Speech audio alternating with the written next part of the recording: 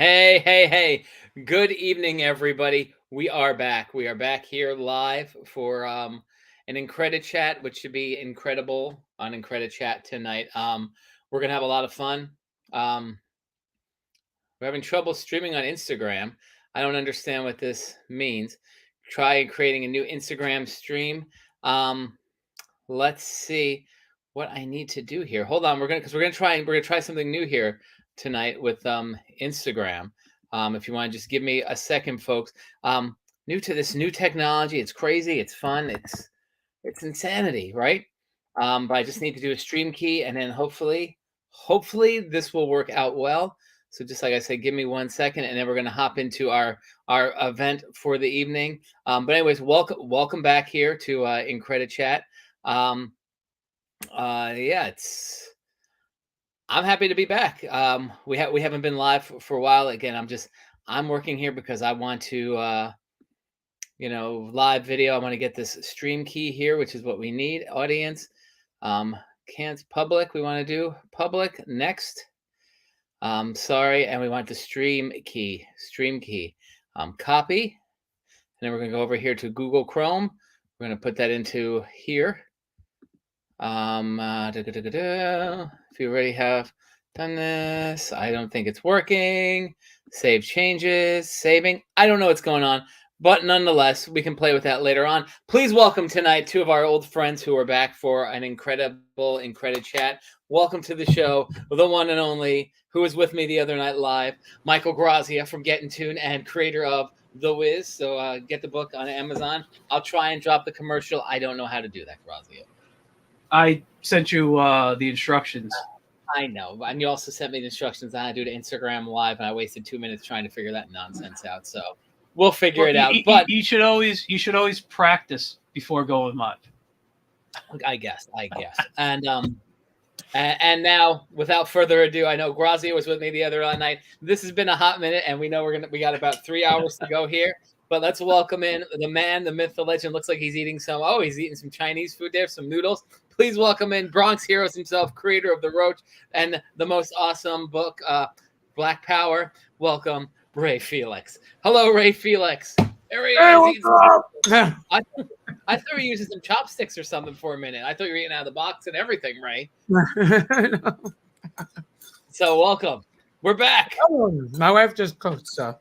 Your wife cooked some fantastic. So what's going on here? Look, somebody just gave us a thumbs up. I don't know who it was. Oh, Emilio. Emilio's watching. Welcome, Emilio. Hey, Emilio. Good to see you. So, but yeah, we got some people watching. What are we talking about? The new World Without a Superheroes? Was it Volume 2, I think, right? Is that what it is? Well, a very interesting story. Here we go. I released Volume 1 and 2. I forgot that I never ended the story of Volume 1. So I had to backtrack and publish number 6. So number 6, 7, and 8 of Volume 1 are coming out. How did that happen, Ray? How did you manage to not do that? You know, it's when I started working on Bronx Heroes and doing all the other stuff, and then you had Brother Lone Star, and then you had Brother Lone Star. You know, like all this other stuff that's sort of popping up, you know, like and then the Onk, and then I kind of lost track, and then I kind of put World Without Superheroes to the side, and then I brought it back, and then I was like, wait a second. Someone read it, and they're like, well, this part doesn't make sense of this book. And I was like, well, because X, Y, and Z happens. They're like, where's that? And I was like, I never published it. I wrote it 28 years ago, but I never released it, you know? So that was like, oh, I got to do the ending. Okay. So we're all back here tonight. This is great. So I guess Emilio, he says, hey guys, how's it going? Emilio, things are great here. I mean, what more could you want when you have Michael Grassia and Ray Felix and yours truly here? Yes. I shouldn't say yours truly because O.J. Simpson calls himself yours truly. That's a good thing to do. The only one that's missing now is Alex Simmons, and then you got the old band back, right? The old band back together here. So, Grassia, you were talking the other night a little bit about The Wiz. Yes. But you know what? Like, I guess Ray just did his own plug for the new old Bronx Heroes. But so tonight I figured we'd get together. We would talk about comics, toys, movies. Ray did a wonderful review of his new Barbie doll that he got in the mail today. Which is neat. I listen, and I know you do the hot toys, Ray, and Yeah. you know I don't think that doll fits in great. She has Barbie's face. It doesn't even look like the girl from the movie. But if you see the Hot Toy, the Hot Toys version, you mean? Yeah, it's terrible. She looks really. Well, I haven't seen the hot toy. I'm talking about the Barbie doll. I don't think the Barbie doll looks good. If you compare the Barbie doll to the Hot Toys version, you want to take that Barbie head and put it on the Hot Toys body. Really? Yeah, it's really terrible. I'll have to look that up then. They gave her like a dent in the forehead. Now the actress does have like a slight indentation in her head, but they made it like she looks like Zira from Planet of the Apes. Oh, Sasha Callie, right? Yeah, Sasha Callie, yeah. Calais. But in Spanish we say calle, which means street, you know. But Street. yeah, Or Sasha Caliente. yeah, caliente. she's a bit caliente, right? yeah. Grassia's like, why? Here we go. What did Grassia sign in for tonight? No, I'm not familiar with the actress. You didn't watch The Flash? Supergirl. Yeah, she was. Supergirl. Yeah, I saw that. They're Latina. Unfortunately, I watched the movie, but yeah, the Latina Supergirl. Yeah. I think the most interesting part of that movie is them talking about the Back to the Future film that wasn't made, which I didn't understand why they put that in a Flash movie, but Because it was an alternate universe. That's why. the Eric Stoltz. Have you guys seen it? It's actually on YouTube. You could see like the majority of the movie. oh yeah, I've seen that. Horrible. Yeah, you see, she looks like Zira. Well, her face is. Blue eyes. She doesn't even look feminine there. Jeez, Lou, how's that? No, it looks terrible.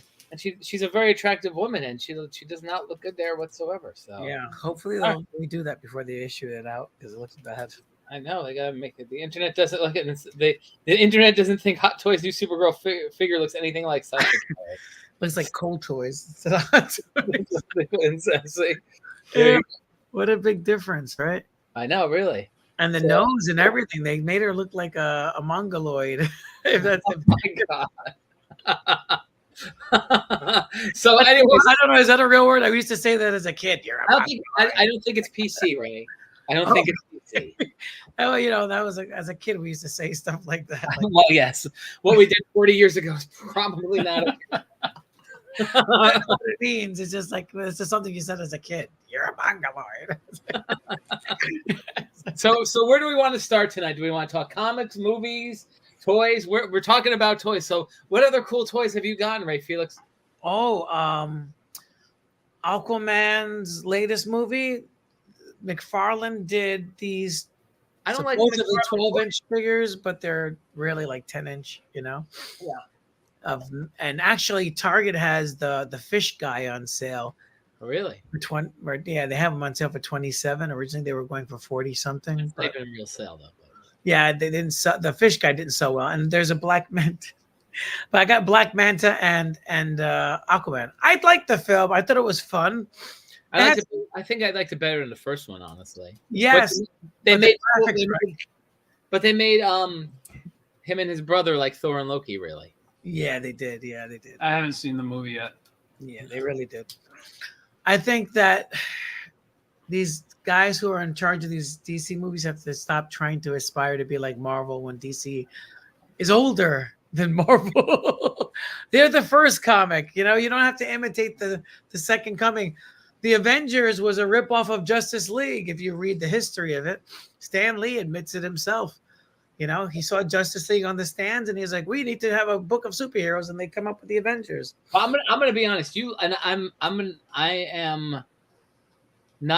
say I'm not truly a fan. You love that Snyderverse movie. Oh, I do. That was great, especially the the black and white version they did of the Snyder Cut. I don't think it's that great. Yeah, well, it's better than that Joss Whedon one. But you know what? It's short. It's sweet. You get in there, get what you need, and out you're done. But it didn't make sense to throw in this whole Russian family at the end. It's like, wait a second, they're saving like one family, but then they start moving projects and buildings and stuff. There's no one in them. It didn't make any sense. They're in Chernobyl. Nobody lives in Chernobyl. Well, It's like those people, it's right? abandoned. Except those people. Yeah, Yeah. They didn't get the memo. They're like, technically, the radiation would have killed them like 20 years before they got to the.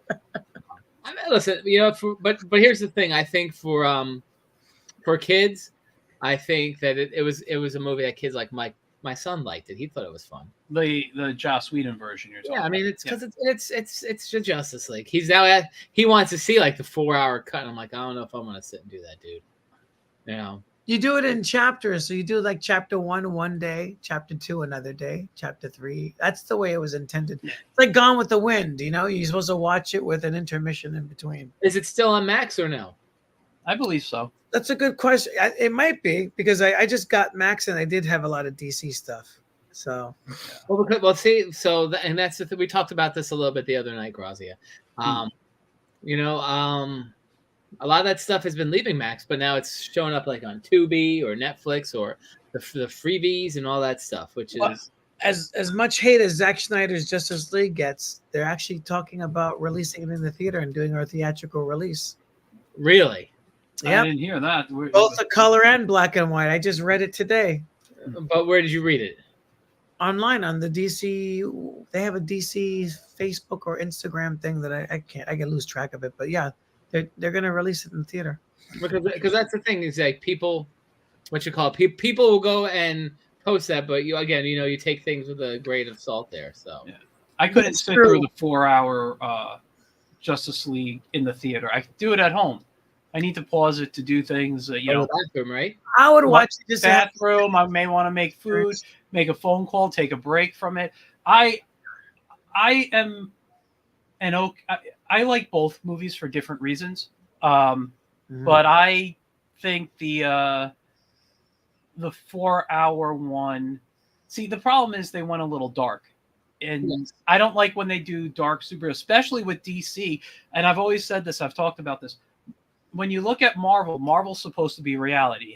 Everything happens in New York City, in some borough. Correct. Everything is everybody, is recognizable. Sightseeing. They made it so that where they lived and worked, they wrote about. Whereas DC, you have Metropolis, you have Gotham, you have Coast City. These are all make-believe places. Yes. So that and the heroes had what I refer to as more of a light to them. They were true superheroes as opposed to what Marvel did with theirs. And when you take characters that are supposed to represent, I don't want to use the word purity, but wholesomeness in a way. Yeah, they and you make them dark, it just takes away from who they are and why people like these characters.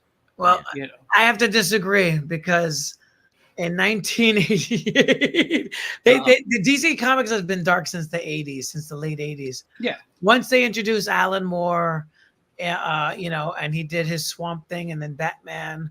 Yes. And then let's be honest, Neil Adams, the late Neil Adams, when he did Green Arrow and Green Lantern going across America, fighting the drug dealers.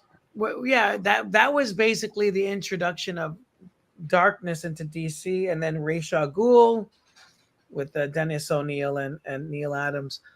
So they only got darker from there once the 80s came because they had to compete with other books. So and like Coast City gets destroyed and Green Lantern turns evil. That was but that was the 90s. I remember early that. 90s. Yeah, you read Teen Titans Judas Contract in the 80s. That is like you shouldn't be reading that when you're 10 years old. But I mean, Terminator Deathstroke is a pedophile. Yeah. He has an affair with this little kid. It's like, oh my god. But sorry, but you know what? Through all of that, the heroes,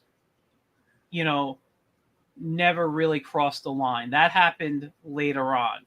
I'd have to go back and read a lot of the stuff in the late 70s throughout the 80s. But I don't remember seeing heroes crossing lines. Well, the Teen Titans that George Perez did, I remember that was the first time I read a curse in a comic book. Oh yeah, no. I saw things like that too. But I can tell you, my first titillating comic book was Camelot 3000. Oh, that's a great one too. Yeah. No, but well, it's very. There's a lot of titillating art in there, if you will. Yeah. You know, for me, it's different because I was reading heavy metal from age 8, so it's like, a little. I look at DC as weak sauce. You know, it's like when I was a kid, we were like, "This is too light. We want it to be darker." You know, and then and then the '80s came and we loved the darkness. You know, it was great.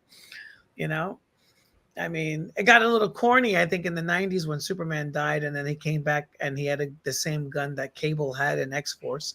But but that I've always thought about, even in the '90s. That was I feel really a reaction to Image forming. Right. Image had all these really like great pop, in the sense where the characters popped on the page, all splash art. They had to do some fancy stuff. Everything was getting a little dark. And then, but it's when they killed Superman and made it a big thing that I think comics went downhill in the '90s. The whole night. But you had Frank Miller as well. Frank Miller's Dark Knight is what the Snyderverse movies are really kind of rooted in. They're rooted in that universe. And then, Warner Brothers always sticks their hands in things. If you look at Superman versus Batman, the whole thing with Doomsday, you could tell that wasn't originally part of the original script because that was the Nicolas Cage movie that they cut. And then you look at Man of Steel, there was things that were in that Nicolas Cage film. Like, I don't know if you ever read the script, but they basically, the spider robots and all this stuff, they kept, Warner Brothers has this thing about, number one, killing Superman in the movies, which they did in Superman 4. If you remember Superman 4, he dies. No, he didn't move. Oh, no, wait. Yeah, he dies. No, he did not die. No, he gets sick. He gets but there's newspapers saying Superman is dead. Well, no, they're like, "Where's Superman?" Because he's sitting there in his apartment. He's like, and then Brandon Ruth dies in Superman when they reboot it. So Warner Brothers just keeps repeating themselves with the same tropes. Oh, we didn't get to do this here, and then the Nicolas Cage movie gets axed, but then they take things from that film and put it into the Man of Steel, and then they put things that didn't go into Man of Steel, like Doomsday, into Batman versus Superman. So it's like, I feel like if you're a director and a writer for Warner Brothers, they're kind of like trying to dictate what you must put in this film, or else your film won't get made. Right, you need to work out Warner Brothers making a DC movie. Right? Yeah. I feel you know what to tell them to do. Oh, like I tell everyone what they can do. What do you think, Grassia, Ray at DC making movies? I could see Ray there for a few hours. You can act out your hot toys. But no. But no, I mean, listen, they have to do like the cookie cutter stuff. They need to know what's hot and popular and good to go. Yeah. And everybody, listen, I don't know. Everybody loves Doomsday. Personally, I don't think Doomsday's all that. No, he's just a rip off the Hulk. Even Louise Simonson, who created him, admitted that. He's basically the Hulk with plantar fasciitis all over his body. That's a. But I don't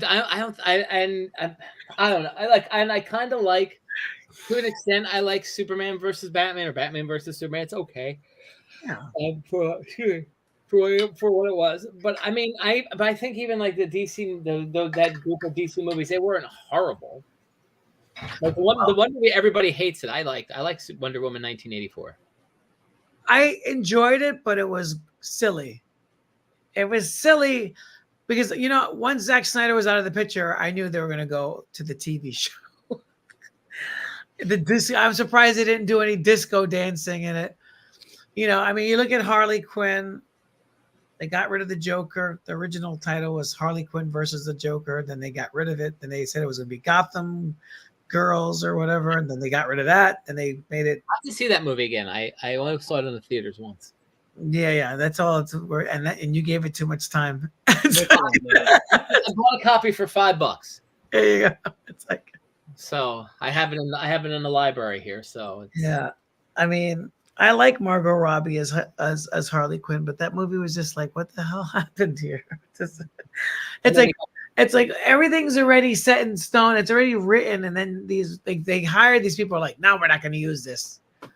It's like they've been around for 80 years for a reason. It's like, I see. I'm not a fan of Margot Robbie as Harley Quinn. I mean, the first 2 times I think she was good. I think she started sounding more like Laverne and Shirley, but from Brooklyn. It's like instead of Milwaukee. Jeez. If they do a Laverne and Shirley remake, they should have her as Laverne. It's like, As long as the Laverne, they should, maybe that should be what they do next instead of another Barbie movie. Do a Laverne and Shirley movie. There you go. yeah, that actually would be hot.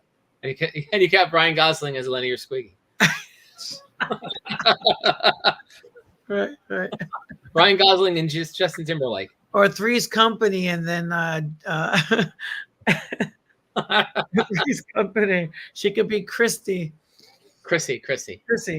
and then you could have Jared Leto as Don Knotts or something, like Orion. Jared Leto as Don Knotts. No, why would you have Jared Leto as Don Knotts? That makes no sense. or no, Steve Buscemi as Don Knotts, because that's a closer match, I think. Yeah. I don't know. What do you think, Ross? They get the same eyeballs for a new Don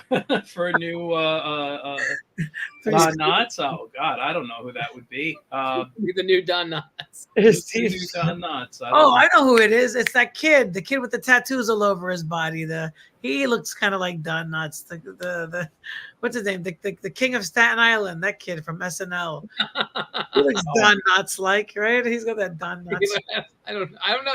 You can't replace Don Knotts. Yeah. You can't replace Don Knotts. But who would be Jack? In the Ray Felix remake of Three's Company, who's Jack Tripper? That's a good question. His son. His son is fantastic, Jason Ritter. Yeah. Oh yeah. And he looks like his father. But Hollywood would probably they always use the same faces in all these movies. They'd probably give it to the Deadpool guy, Ryan Reynolds would probably be that's what they would do. That's what Hollywood would do. If I had to choose a Jack Ritter, John Ritter or Jack Tripper. Or Jack Tripper or John Ritter or Jack. You're getting them all mixed up, Ray. John, Jack, Joe. It's a good one. I don't know. I'd have to think about that. That's a harder one. That's harder. And you got to think the other girl too, Janet. Yeah, and Janet. Janet would be like the girl from G4. Oh, what was her name? Olivia Munn would be Janet. Or how about the girl Rachel Ziegler? Oh yeah, she would work too. Yeah, because also you want to go with diversity. Yeah. Oh, know who could be Jack? Adam Driver is. No, Adam, no. I'm just thinking about the people that they recycle and keep putting in all these movies, no matter if they're qualified or not. Here, just put this guy in there. It's like, you have like Michael B. Jordan is what I call the Cuba B. Gooding. He's like the modern version of Cuba Gooding Jr. because Cuba Gooding Jr. was put in like every single movie. We did a young black guy. Michael B. Jordan has been in a lot of movies, no doubt. He's in a ton of movies, man, a ton. Yeah. But they're gonna wear him out, and then they're gonna just, there'll be another guy to take his place. If you look at Hollywood and how they use actors, you'll have like Adam Driver is gonna be in movies for like the next 20 years, and then he'll disappear, and then you'll have another dude that replaces him. It's like you just have the younger and younger generations. Well, he'll be back as the ghost of Kylo Ren in the new Star Wars, maybe. The ghost of Kylo Ren. Well, or Ben Solo, because they're making the Rey movie now, so I guess he'll come back as a Force spirit, right? I heard that they offered him something and he turned it down, and so did Finn, the guy who played Finn. I think he'll be back. I think the guy who played Finn will be back. Although I forget the actor who played Finn. What was his name again? John Boyega. John Boyega is a great actor. I think he would be the next. He would be great if they used him as the Black Panther. He would be good. Recast. He would be Is good. that But what I think King was I good? think what they're going to do with the Marvel flicks, from what my understanding is at the end of oh, Joe Ryan's watching. Hey guys, you just saw you guys are live tuning in. Hello, Joe Ryan. We got And Grassia, X is here too. Hey. entertainment, Yeah. and they were just live a little bit before on Instagram. I saw, but There you go. from what I understand is once we get to Secret Wars and stuff, then it's going to be like a reboot of the MCU at that point. Well, they should be rebooting right now. I haven't watched any. I still haven't watched the second Black Panther movie. I haven't watched. Good movie. You'll cry a lot. No, I don't think so. Why? No, did you cry? Um, You cried in the movie, right? I haven't watched Black Panther is the best Marvel movie to date, I would say. the second one. Second First- one. Second one. The second one. What? I don't know. He's crazy with his. He's thoughts. off and he's gone. Yeah, Where'd he go? it's Because the reason why I say that, because it's a straight film, it tells a story, and there's no goofy, cheap punchlines like Guardians of the Galaxy or anything like that. It's a straight movie. It tells a story. It's action packed, and it ends. There's no googly laughing. None Does of that. not end. Huh? It's Marvel. Nothing ever ends. It doesn't end because it has. No, I mean, it concludes. The movie ends, but it's the like, little boy though. The little boy comes at the end. yeah. You just spoiled it from Grassia. Okay, The movie's like 3 years old. but I I'm haven't saying seen it. that- Listen, I haven't seen the Marvels. I have no rush to see that. It was a good movie too. That was fun. That was. I haven't seen I, it, but I thought Marvels was okay. We could talk. We'll go to Marvels. What else haven't you seen, Grassia? I haven't watched Mandalorian season 3. I haven't Come watched on. any of the new Star Wars stuff. I haven't watched. Here's the thing.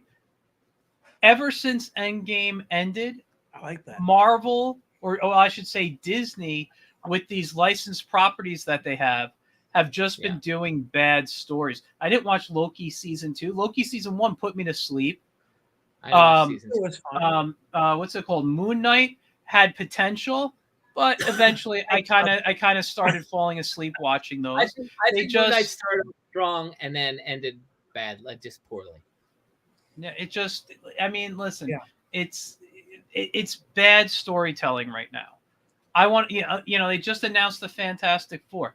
I love the Fantastic Four. I mean, they're not my favorite Marvel, but I love the Fantastic Four. Is one of the first Marvel books I started reading.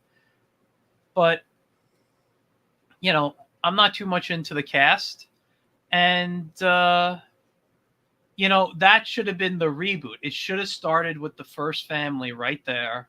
And that's how they should have launched the Marvel Universe. They should have relaunched it with X-Men versus Fantastic Four. Well, how about we get the Fantastic Four movie first, so people, because the Fantastic Four is one of those movies, or just the characters. It's very much like Iron Man. The major public did not know who Iron Man was when it came out. Comic book fans knew who Iron Man was. And when the movie came out and it did so well, everyone's like, okay, now Iron Man, we can start bringing in other characters that may not have the notoriety as the ones they didn't have license to, like the X-Men or Spider-Man. The X-Men has popularity because, for people who didn't who didn't read comics, because of the cartoon from the 90s. Everyone who was a kid watched that cartoon, So what I would have done is rebooted the Marvel Universe after Endgame, let it sit for a year or two, and come back with the Fantastic Four and start the universe all over. I mean, you still build off what you had, but, you're kind of introducing the next phase, if you will, in the Marvel movies. What they have done, which would coincide with already's been there. So then Robert Downey Jr. could technically show up somewhere else down the line, and then eventually, but then the problem would be where it was Fantastic Four during the blip. well, that's the thing. I mean, they could be a new, they didn't have to be the beginning of the Marvel of the Marvel superheroes like they were in the comics. They could just be the new team form. This happens after the blip, or it could be a story that takes place right before the blip. They are all blipped out, and they come back, I really hated the blip. I thought it was kind of cooler than the blip. It's like, why do they say the blip? The blip, the snap. Also, when you look at the Infinity War movies, and again, I think it came down to rights at the time, Right. but I did not like. First of all, I didn't like what they did with the Hulk, but in the comics, that's a Silver Surfer part. Silver Surfer is the herald that comes and says Thanos is coming, and he's the one who crashes, not the Hulk. And Warlock is the hero of the Infinity War. And what? Warlock is the. That was what I was going to say. Adam Warlock, when everyone gets snapped, it's like they all went into the Soul Stone, and Adam Warlock was in there already. Right. And that would have been a great way to bring Adam Warlock in instead of what they did in the Guardians movie with him. Because he was kind of a wasted character. Guardians was terrible. Yeah.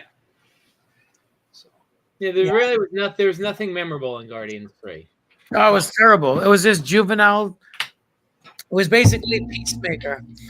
This juvenile humor doesn't make any sense, doesn't go anywhere. Which I wasn't a fan of that show either. Yeah, I mean, it was okay for what it was. Well, you know what? I really like Vigilante, and I didn't like that they tried to make him Deadpool. Yeah, exactly. That's what they did to him, and I'm like, and that took it. I mean, a lot of the humor took me out of it too. Too much. It's not. If it was funny, it'd be good, but it's not even funny. It's just juvenile humor for junior high school kids. Yeah, which makes me concerned about what Gunn's going to do with the Superman Legacy movie. Same thing. Yeah, I mean, listen, you guys know behind me is all my Superman figures. I love Superman. That's Mario though. No, Mario on the shelf over there. There's like Super Mario. Super Mario. But I got the Rocketeer, some Dr. Fate, but the rest and a Phantom, but the rest is all Superman stuff over there. And there's a Huckleberry Hound there. Hey, listen, I got quite a few things there. You're like, really? Hello. I got a lot of stuff. This is Dr. Fate, which I thought was the best part of that Black Adam film.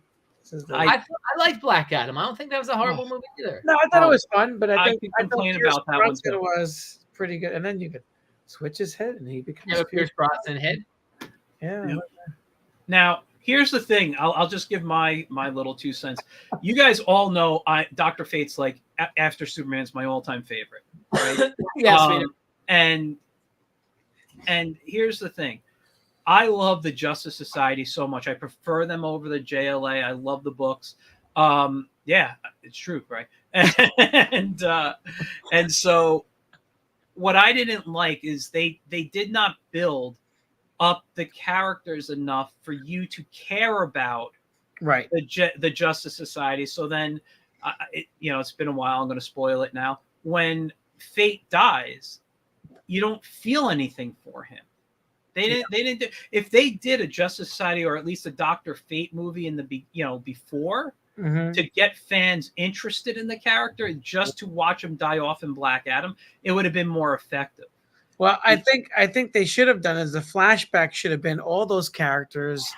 Hawkman should have been in that flashback origin, and so should have Dr. Fate to connect them as to understanding why Black Adam is so dangerous.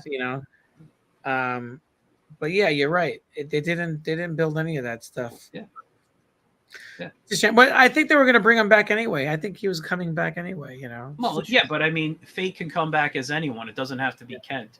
I mean, they would have brought Hector Hall in or something, and yeah, that's true. Just said you're a new Fate. Here's a new costume, and here's a new toy to sell. But it's. I mean, listen, that's what it's about. The movies and the shows will continue as long as people continue to buy product. That's it. But like the Supergirl Barbie. Yeah, exactly. but us who grew up with it, we're going to be the worst critics on this. But I've always, and this is what has happened to me as I sit back and think about it. And this is why I haven't seen any of the other stuff, because I just don't care anymore. We are not the target audience. We will never be the target audience again. Right. So why should I give a crap if a movie comes out or a show comes out that I'm no longer, that it's not made for me.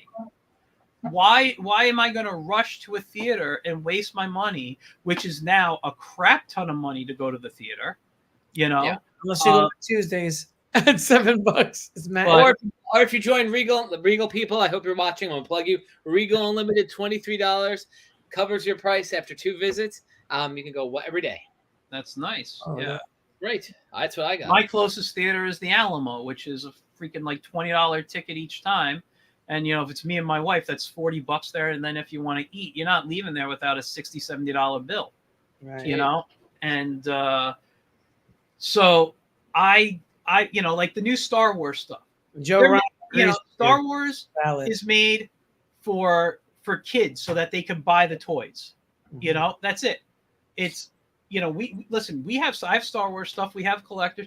The new Ghostbusters. Yeah. Listen, I finally watched Ghostbusters Afterlife the other day.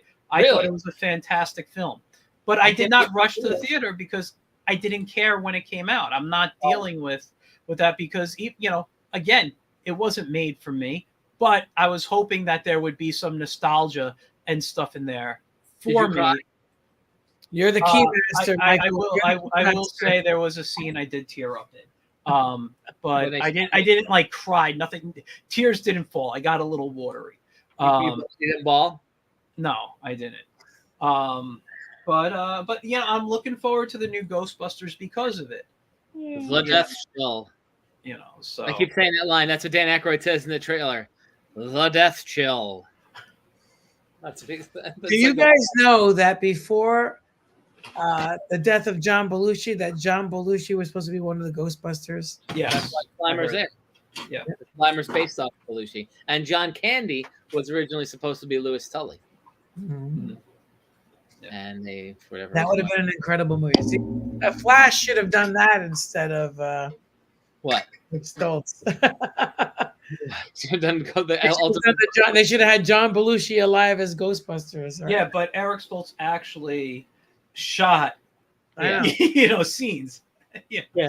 Well, they should have played some of those scenes in that film if they're going to go all in instead of just showing it. Warner Brothers and Universal wasn't ever going to happen. Oh, yeah. Yeah, so why even write that in the script if it's two different companies? That made no sense either. See, listen, I thought The Flash had potential, but I hate what they did with Michael Keaton. But the CG was terrible because you could see, his head was floating and vibrating separate from the body most of the shots because that wasn't his body. That was basically someone else's body, and they were CGing his head onto a muscular person. Oh, for Michael Keaton, you mean? No, for the Flash. Oh, because I was gonna say, you see, it had potential because everybody was so, and I think that's what pissed everybody off. Everybody was so happy to see Michael Keaton back, and it's like, yes. I wasn't. Yeah, I didn't care about that. He's not my favorite Batman anyway. So I wasn't. We could, but then what they did to the character. I mean, listen. So why? Who's your? Please don't tell me Christian Bale. No, not at all. Of live action, after Adam West, I will always say I love the Adam West stuff. Yes. I think in that era, from Michael Keaton to George Clooney, I'll just keep it in that. No, go all. Let's go the whole. Let's do the whole game. I would say Val Kilmer was a good Bruce Wayne. No. I think that's what I'm going to say. Val Kilmer was the best Bruce Wayne. No, Michael Keaton and I'll say Michael Keaton and George Clooney were tied for Bruce Wayne. No. Yes. I don't think so. Yes. I think Val Kilmer. No.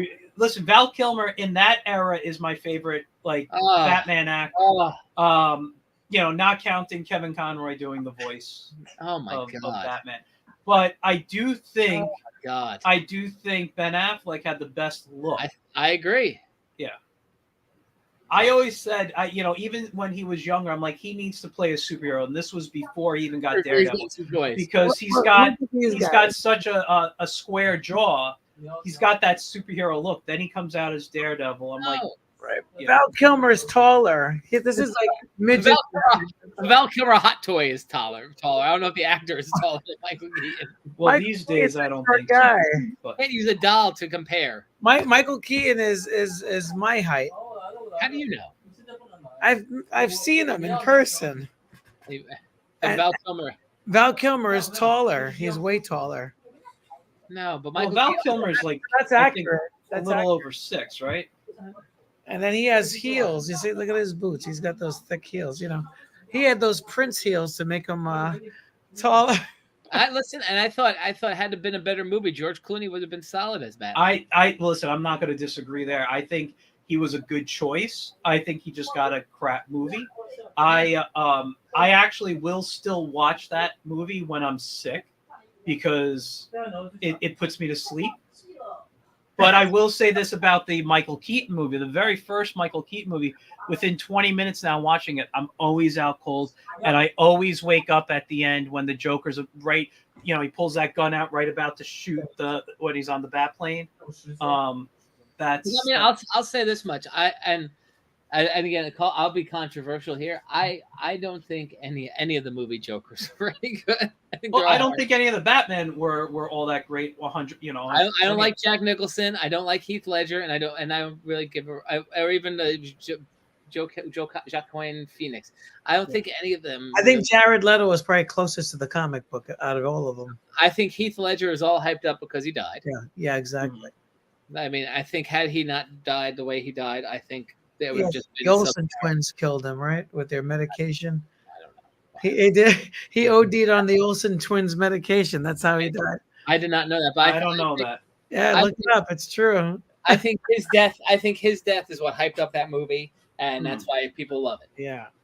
That and then the guy who shot all the people on opening night hyped up. You know, the thing with me for Batman and the live action Batman is Batman has never been done right. Even the new one that came out a couple years with Rob was it Pattinson? Pattinson. Horrible. Yeah, I mean, I didn't like him as Batman, but I really did not like their take on the Riddler. Yes. I thought that was terrible, but you know, everyone's like, "Oh, he's finally being a detective." I didn't really see that. Batman is Sherlock Holmes in a bat suit. That's really who he is. Well, or you could say he's Zorro because that's where he came from. But it's like which Zorro? Well, the book, the original, the Johnson McCauley's book, and then what probably not the Tyrone Power who did it. The Mark of Zorro. That's where who did the silent one? Was that Fairbanks or Douglas Fairbanks? I'm not even thinking of those ones. You know which one I'm thinking of? Aha! Banderas. You're thinking about Banderas? No. He's thinking of the Gay Blade, George Hamilton. Yeah. So that was a good one. I like that one too. No, that was a great film. I've seen like everything Zorro. Have you guys seen the new Amazon Zorro? I haven't finished. I've only seen like 2 or 3 episodes. Yeah, it's okay. I need that for the collection. I need Zorro the Gay Blade. That's a great. I have it's in my closet back there. I haven't watched it in so long, but I love that movie. It's a horrible movie, but I used to know it by heart. I watched it. That was your Rocky Horror Picture Show. Yeah, basically. Well, yeah, when I was a kid, Zorro the Gay Blade was that cheesy. Was my cheesy movie I loved. Then the '90s came and Hudson Hawk took over. And to this day, Zorro the Gay Blade would be on like CBS all the time, like on the Saturday night movie. Zorro the Gay Blade. I remember watching Hudson Hawk in the theater, and I'm like, I thought this was a Bruce Willis movie. But that's the thing. He does comedy so well, and that movie is so bad that he really is the best part of that movie. Just him talking, you know. Yeah. It's great. I love that. The nonsense. It was like almost like him just.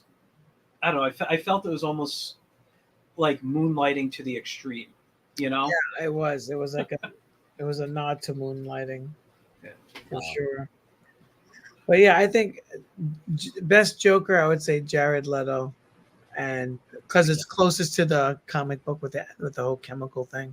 Yeah. And then I would say best Batman for me. I think up to date Ben Affleck, I think, was the best Batman. I will support him because listen, my top 3, and I don't count Adam West.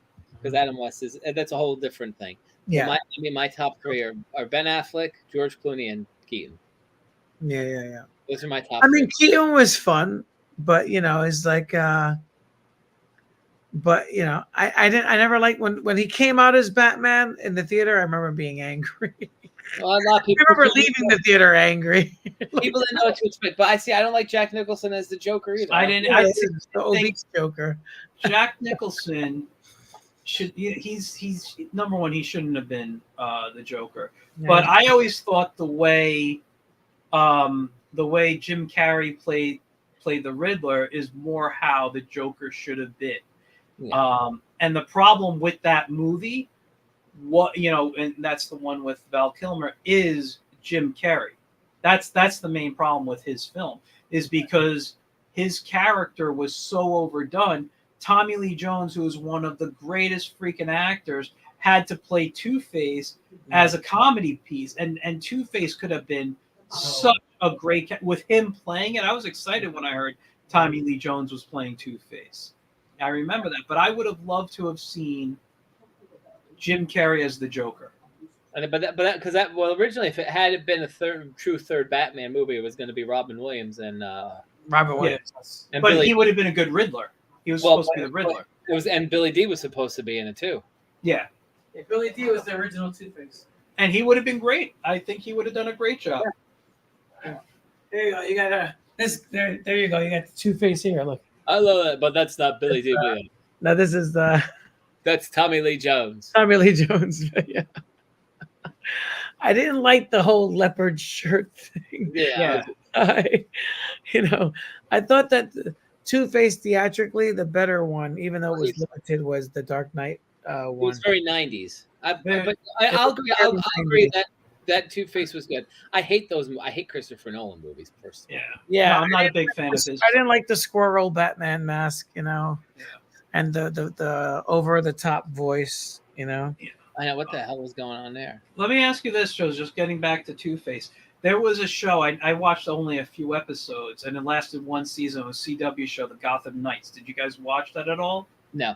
The guy who played Castiel on Supernatural was set up to be Harvey Dent. So I know by the end of season 1 he becomes Two-Face. I just was curious if you thought he was good or not. If you saw it, I haven't seen. I didn't see it. Yeah. So I didn't know. I completely forgot that show even existed. I didn't even watch Gotham. I started with Gotham. I thought that was boring. I found that boring too. It turned very terrible very fast. I was that way with what was the Marvel show they had, Agents of S.H.I.E.L.D. Yeah, that was terrible. I couldn't watch. Watch any of those. It's like the first 2 seasons of Agents of S.H.I.E.L.D. were good, and then it became the whole thing with what the heck was it, the Inhumans, and then I was like, I'm done. Do you know who Johnny Ortiz is? No, Johnny Ortiz did have a question. Maybe you guys can answer this one. Yeah. Hi, me and my friend creating an indie comic about a female superhero called Jurassic Girl. Her powers are basically Vixen from DC and Invincible. We need help. Copyrighted first. That's what I would suggest. Protect yourself, yes. But yeah. But listen, there are so many characters out there. He's probably going to grab a Vixen doll now. But well, Ray can talk about Ray can tell you about what you need to do to protect yourself. Yeah, but here's the thing: there are so many characters out there with similar powers. We're inspired by so many different things out there. Just do your best to protect yourself. And number 2, write a good story. That is it. That'll sell your comic. The one thing I learned was, comics 70% story, 30% art. People will buy a comic if the art isn't as good as long as the story is. And if you give something with great art but a bad story, you might sell 1 to 3 issues, and after that, people are not going to buy it anymore. Yeah, true. Yeah. Well, even though most people buy Marvel comic books for the art and not the story. I know. But people are upset about. Hey, Will Torres, what's up? Hey, Will. Yeah. I always felt that way when I was young. When I worked at a comic book store, I realized that most people bought Marvel for art, not stories, even though the stories were okay. And most people read DC for the stories and not the art. Well, listen, and you know why everybody was reading Marvel? They're looking at Rogue and Psylocke and that stuff. That's Oh yeah. all that. And a lot of people hated Silvestri when I worked in the comic book store. I thought his art was great. I was a big fan of Silvestri. I was disappointed when Jim Lee took over, but a lot of people hated Silvestri and then they loved Jim Lee's stuff. So it was weird. But I thought Silvestri had more was more visceral, than because I think even like with the new X-Men show that's coming on, I saw some people commenting that they're upset that Rogue has been kind of toned down to the Rogue that we remember from our childhood. Yeah. I've watched a few videos on that. Yeah. Well, it wasn't specifically on that. It was on the new cartoon, and then that topic comes up in, let's look at the character designs and what's changed, and then they talk about Rogue and Jean and. But everybody really remembers Rogue. She was like the. The idea about her when they changed her from that like skunk mullet thing she had. Joan Jett. Yeah, she really became the character who was like, because her power is she can't touch anyone. So the way I saw it is when they redesigned her that way is that they tried to make her like so attractive. Everybody just wants to be with her. Everyone wants to touch her, but they can't, and she can't. But what doesn't make sense is that in the comic books, there were always scenes where she would touch all the X-Men, take all their powers, and then defeat the enemy that was undefeatable, and they never did that in the films. Yeah. That was what's special about her, is she was kind of like Amazo from DC, like she could basically mimic everyone's power and then defeat them. Yeah. But the X-Men had there was a character in the X-Men that did that. Yeah, Mimic was also, yeah. But she did that. She was basically like the modern Mimic, Yeah. And then she would defeat the villain, And they're changing up Morph, I know, for the new show. Mm-hmm. Like he or they have a white face or whatever. Yeah, they're saying that's a new mutation, or that's his original Mora. The Morph. Remember, he died in like the second episode or whatever. But they're saying it's either going to be a next phase in his mutation, or that's what he really looks like. That hasn't been made clear. Well, it's not a he, it's a they. Yeah. Okay. Well, it's very funny. I saw somebody took a Jean Grey action figure, and they did like a little comic. They did a little comic strip of Wolverine checking out Jean Grey. Right, and then Wolverine goes to embrace her, and they put like the morph head on Jean Grey's body. Hilarious. That's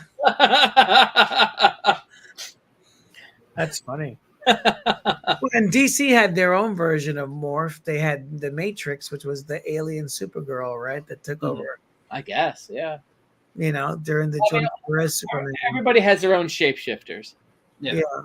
Yeah, because Supergirl died in Crisis, and then she was reintroduced by a character named Matrix, and then that was an alien that mimicked her. And that's when that version of that iteration of Supergirl was with like the redhead bearded Lex Luthor. Yeah. Lex Luthor got cancer from the kryptonite ring, and then he got cancer and died, and they transferred his brain into a cloned body of a younger version of himself. Who was like his son or something. Who was himself, yeah. I remember that. That was during the whole Death of Superman saga. Yep, exactly. And then she turned evil, You're making me miss 90s comics. I'm gonna have to go buy some trades now. Yeah, she was Terror Titans. In the Terror Titans, she was evil. Don't give up on making a book. I'm working on my own book as well. Best advice I have is work with a good editor and a writer. Also, copyrights are highly recommended. Yep. Thank you, Joe. That's for you, Johnny. And Will Torres is on board with us. So you're still there, Will? Good to see you joining us. Hey, Will, how you feeling? Yeah, no, I have that one. I love good. that. Yeah. It's funny. The stuff I hated in the 90s, I've been reading it here and there now, and I'm like, this was actually pretty good compared to what's coming out now. I'll probably go back and read these. No, those. Can DC fire Tom King already? I don't think he's a good writer. I'm sick of it. Well, I think the last good era for me, like of super, because again, target audiences. where it goes. I aged out of certain books. I can't read a lot of the mainstream stuff now. I would love to go to a local store and pick up more Superman and whatever, but I just feel like the books aren't written for me anymore. So since they're not written for me, why do I need to waste my time? I just go back and I look at older. I mean, right? You've been to my studio here. You see how many freaking books. I mean, you have a crap ton more than me, but I mean, you see my shelves if I go over there and look, and what I read, it's all classics now. I don't go back.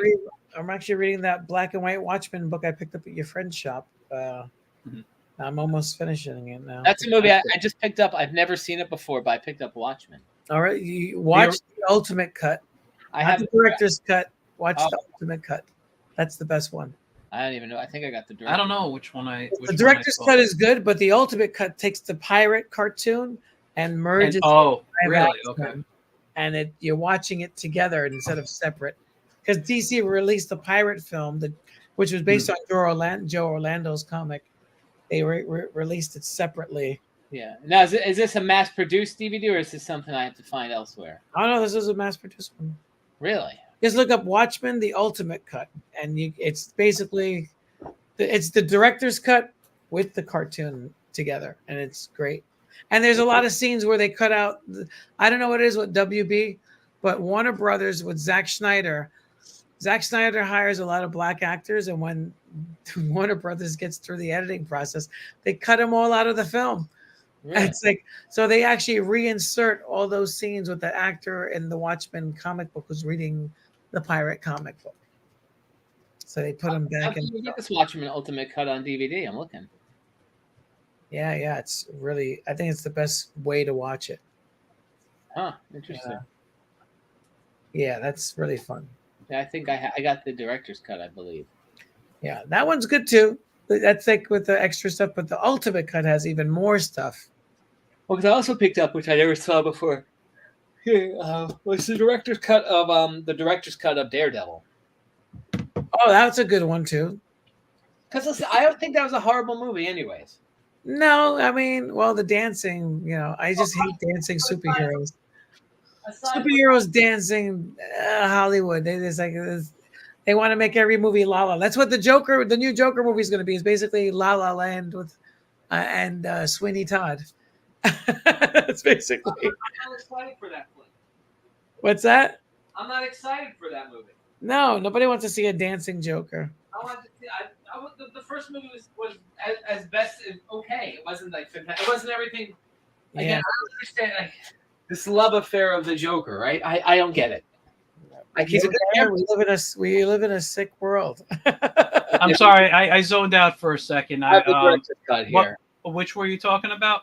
Just any of the Jokers. Like I'm just like I don't understand this whole. I mean, listen, the Joker's a good character, but like the love affair of the Joker, I'm like, okay, it is what it is. You mean for fans or for the whole Harley Quinn story? Well, both. How about both? Yeah, because I mean, listen, I think the Joker's a good character. I'm never a fan of, I think if you like comic books and stuff, just the type of person I am, I think you should be rooting more for the hero. And I mean, you can have a favorite villain, but I feel you should be like, you have a favorite superhero, not really, being like.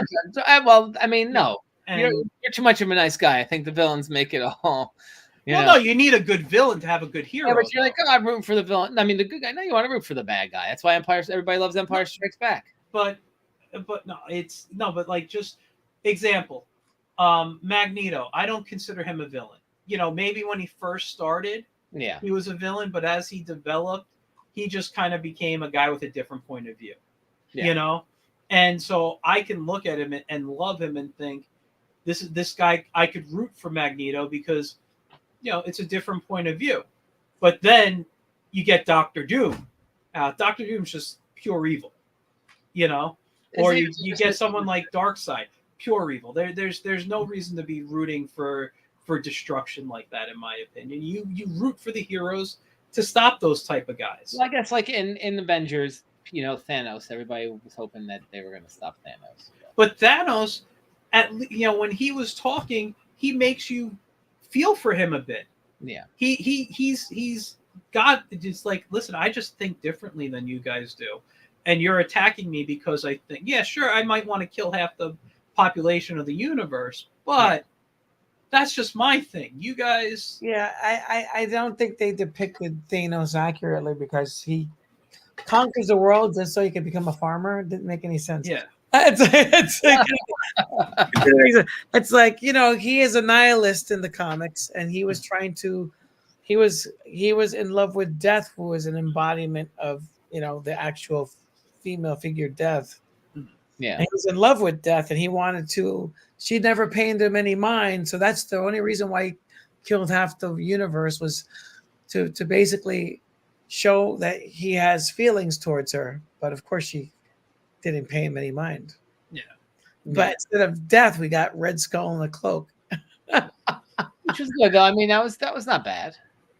Yeah, but then it's like, where's the Captain America rematch? Apparently, they filmed it and then they didn't use it. Did they? Yeah. I mean, listen, I think Red Skull will be back for Secret Wars. We'll see.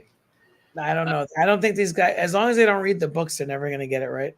But I think there's a lot of the characters back. You don't make a Shakespeare movie without reading the source material. But they're only going to do the Secret Wars that, you know, in recent years. They're not going to go back to the 80s and do the good Secret Wars. No. You know, because everything's about the Skrulls right now. Well, the original Secret Wars. But nobody gives a shit about the Skrulls because that show was no good either. Secret Yeah. Wars. Well, I didn't watch that either. I literally haven't watched anything.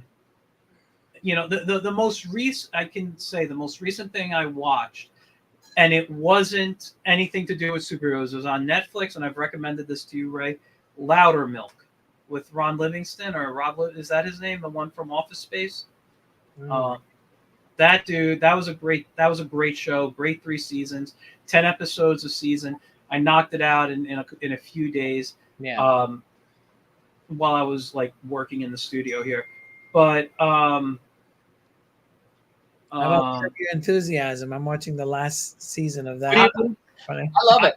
I haven't watched that show in years. I'd like to go back and start watching that again. Ray, would you save the dog?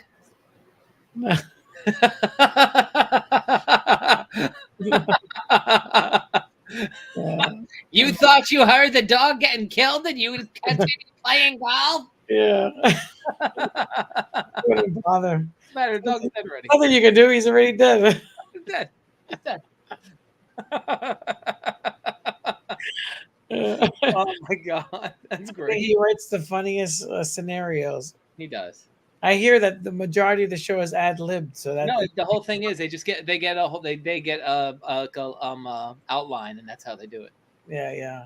Well, because I remember, so I did a panel with an actor, who played the doctor in Curb, and I asked him because I said your episode was pretty funny, and he was in one of the Curbs of them, so I did a panel with him. I said, and I said to him, I said, what was the process like?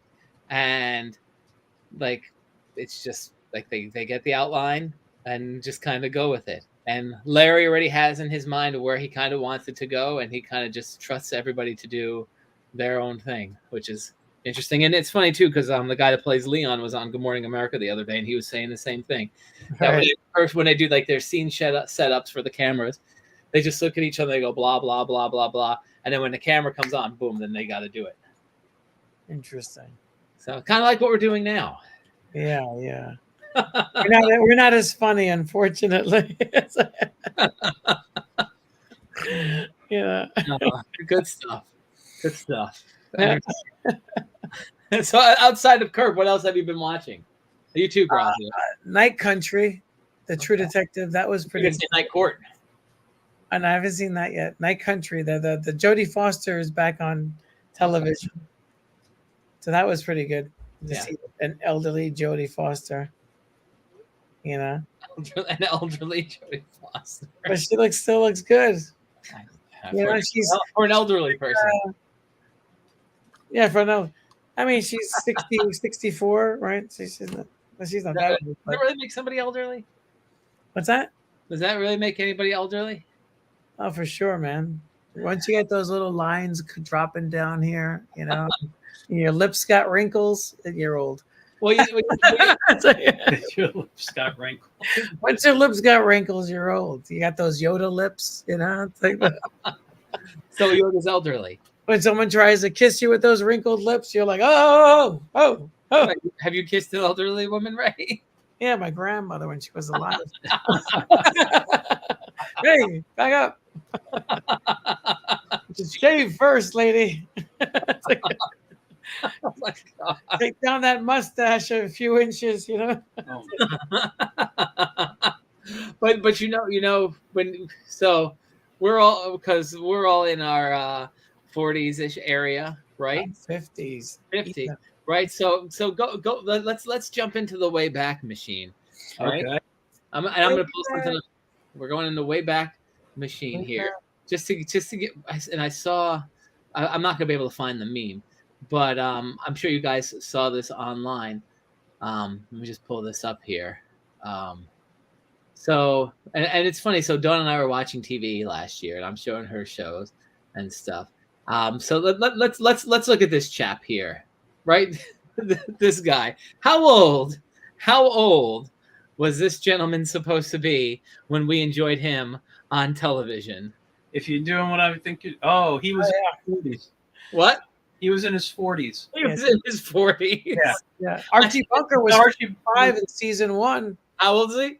Archie Bunker in season 1 and All in the Family, he was 45. Now I will say I still watch that show every night on what is it, Catchy TV or something, Catchy Comedy. The Jeffersons or All in the Family? It's on Amazon. All in the Family. It goes All in the Family. That's great. Then I think it's at 9:00 because All in the Family is 8 to 9. Then 9 to 10 is Night Court. 10 to 11 is the Dick Van Dyke Show, which is my all-time favorite. Then it's Cheers for an hour of Cheers. So I'll go to that if there's nothing on, or I'm not watching the movie. I'm on season 4 of the Jeffersons actually, because I was rewatching all of those. What's that? Well, yeah, because it's on like Tubi and stuff. But I'm gonna just throw that there, Grassia. You mentioned Cheers. You heard the big news today. What happened? No, I didn't hear. Well, I'm gonna pull it up here. Are they bringing it back? Oh, I don't know if that's gonna necessarily happen. But they're gonna call it Jeers. Where is it? Let's see here. Yeah, well, not quite, but this came out today. This announcement was made. Season 2. Season. Yeah, I still got to watch season 1. I haven't had a chance to sit down and watch that. I do think from based off of conversations that have been had after the success of season 1, I think we'll see maybe Ted Danson or somebody show up in season 2. Ted Danson. There was rumors about that for season 1, I think, but I never. He was just like Enthusiasm this week. Oh, was he? I haven't watched a lot of that, but I need to get it together, Michael. I'm sorry, I don't have time to watch TV. I'm actually putting comics together, and I do them both at the same time. I can't do that. That's why I watch old stuff. Is because if I watch something new, I don't pay attention to my work because I want to pay attention to that. So I watch a lot of older shows and things like that, so that when I'm working, I could just listen.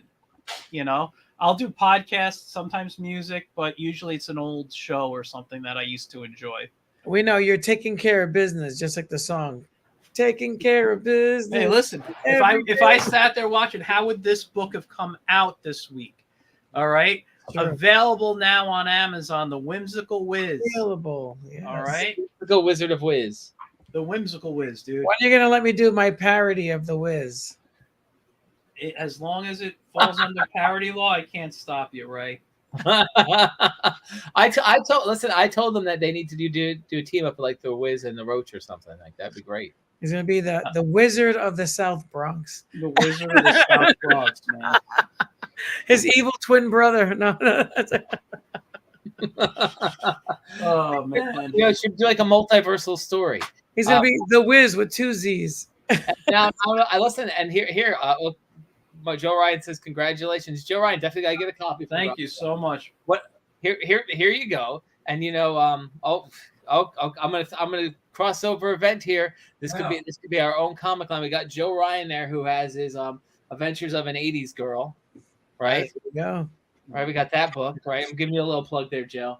We have that. We got the whole Bronx Heroes, the Bronx Heroes universe. Yes, a lot of we have Bronx Heroes Volume 2 number 1 is out, and Volume 2 number 2 should have been out, but I've been slacking on. That's because you're watching TV. No, you know what I've been doing? I've actually been working on all the 7 and 8, the original War Without Superheroes issues that came out in the early 90s. I never released them I released them as a college student, but I never released them in color. So I'm actually coloring stuff from the early 90s, 1993, and also another book that's from 1995. So I've actually, instead of working on the newer stuff that I've done, I've actually gone back because it's 28 years of working on this series. So what if we took all the people that we know, right? So we got Joe Ryan, we got Joe Ryan with his 80s girl. We got the Wiz. We got Bronx Heroes. I don't know if he's still watching. We have Amelia with the Dodgeball Teens, right? Yep. I know you guys know other people. Tom with his Astron, right? Yep. What if we did some kind of crazy crossover event? That would be amazing. You know, we talk to other art. Like, there's so many artists here in the New York area. Grassia, who's Sebastian? He's got his book. What, Super Duck, right? Yep, Super Duck. Yeah. No. That's George. It's the Adventures of Wonder Duck. Sebastian does I can't think of the name of it. It's something combat. It'll come to me. But that's he's got a good we reach out to Rich Drez and get Lucky Zilla. We have all the heroes in it together. It's a good idea. We got a lot of people, yeah. A lot of great people. Look, Joe Ryan says, hell yes, that'd be so rad. Right? We got all these great people. Could you imagine, Grassia? I could. I think it would be such a fun show. Everybody together. A show or I mean, we could do I'll pull the podcast with everybody together. Oh, you want to do a podcast? I was talking. Well, you just said it'd be a good show. I'm saying do a comic. When I said show, I meant con. No. We're going to do a comic book. No, making a book together. Oh, making a book, dude. Sorry, I had to look something up. Like an anthology, like the Bijou Funnies. Oh yeah, no, we would have some great stuff. We could do like Bijou Funnies, the way this guy Dennis. Absolutely, and we'll Ray can color the book and lay it out. Correct. Like, I mean, think about that. Like Tom's Astron guy, right?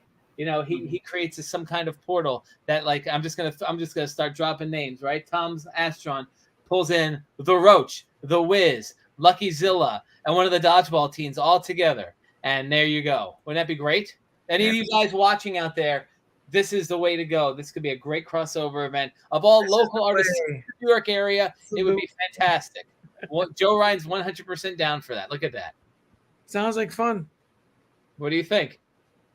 It could happen. I'd be 100% down for it. You like that, Joe, right? That's great. Look at this. And you know why this is a great idea, guys? Why? Because you know what my friend Marty Grabstein says to me? What does he say? He says a lot. He does say a lot. Grassia knows what I'm going to say, right? I know exactly what you're going to say. What does Mike Lopez do? Mike Lopez makes things happen. Oh God! So there you go. So I love it. I listen, I'll promote it for everybody. That's what I'll do. Thinking of old TV shows, this is what I've been watching lately. Oh, that's a good show. I used to really enjoy that. Wow, I've seen all those episodes. That's on one of the oldies channels too. I tend to go through a lot of those. I'm sorry, Ray. What'd you say? So I was a TV baby in the 80s. I just watched TV all day. I was TV baby now. That's what I do. Yeah, I was watching all those shows. I really love this idea. It could happen. Grassia doesn't seem sold on it. Great. No, listen. It's just like let's scheduling.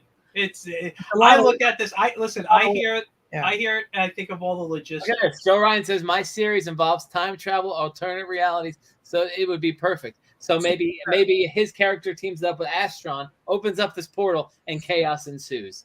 Yeah, yes, Joe's character is the cause of all the problems. The World of Superheroes does have a crossover with Astron in the Volume 2 and Trumpland, and then Bronx Heroes in Trumpland also time travels. Yeah. Yeah. So I mean, I love it. It could happen. It could happen. I love it. I think that would be fantastic. The roots are already planted. We just got to grow it now. No, so guys, anybody who's watching this out there in the world of the Hudson Valley, the New York area, and I know I mentioned a bunch of local creators. Andrew would be great to have work on it. I know he does some stuff. Andrew who? Andrew Frank Rodriguez. Oh yeah, totally. Javier. Yeah, not Andrew Tate. Javier would be good to have on board with this. Like, see, there's all these great people that we know. Imagine a lot of great people. A lot of great people. Yes, indeed. You love it, Grassia. I see the excitement in your face. I'm gonna throw a punchline in there. Look at this. Look at that. Look at the excitement on Gracia's face. He's like, "What are you getting me into?" Gracia's like, I think this is the best idea ever. It is a good idea. It's a good idea. Yeah, sure.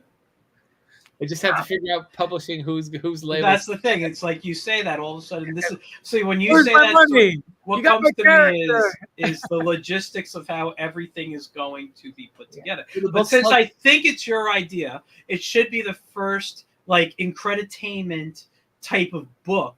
So we'll have you run everything because you make things happen. So we'll have you put it together and everything. Ray's getting another toy.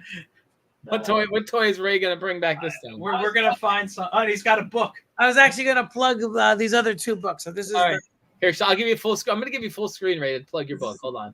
Right. Solo layout. Here we go. Ray This Felix. is the Clayton and LES land. That's like based on the real guy Clayton Patterson, Godfather, Lower East Side. Okay.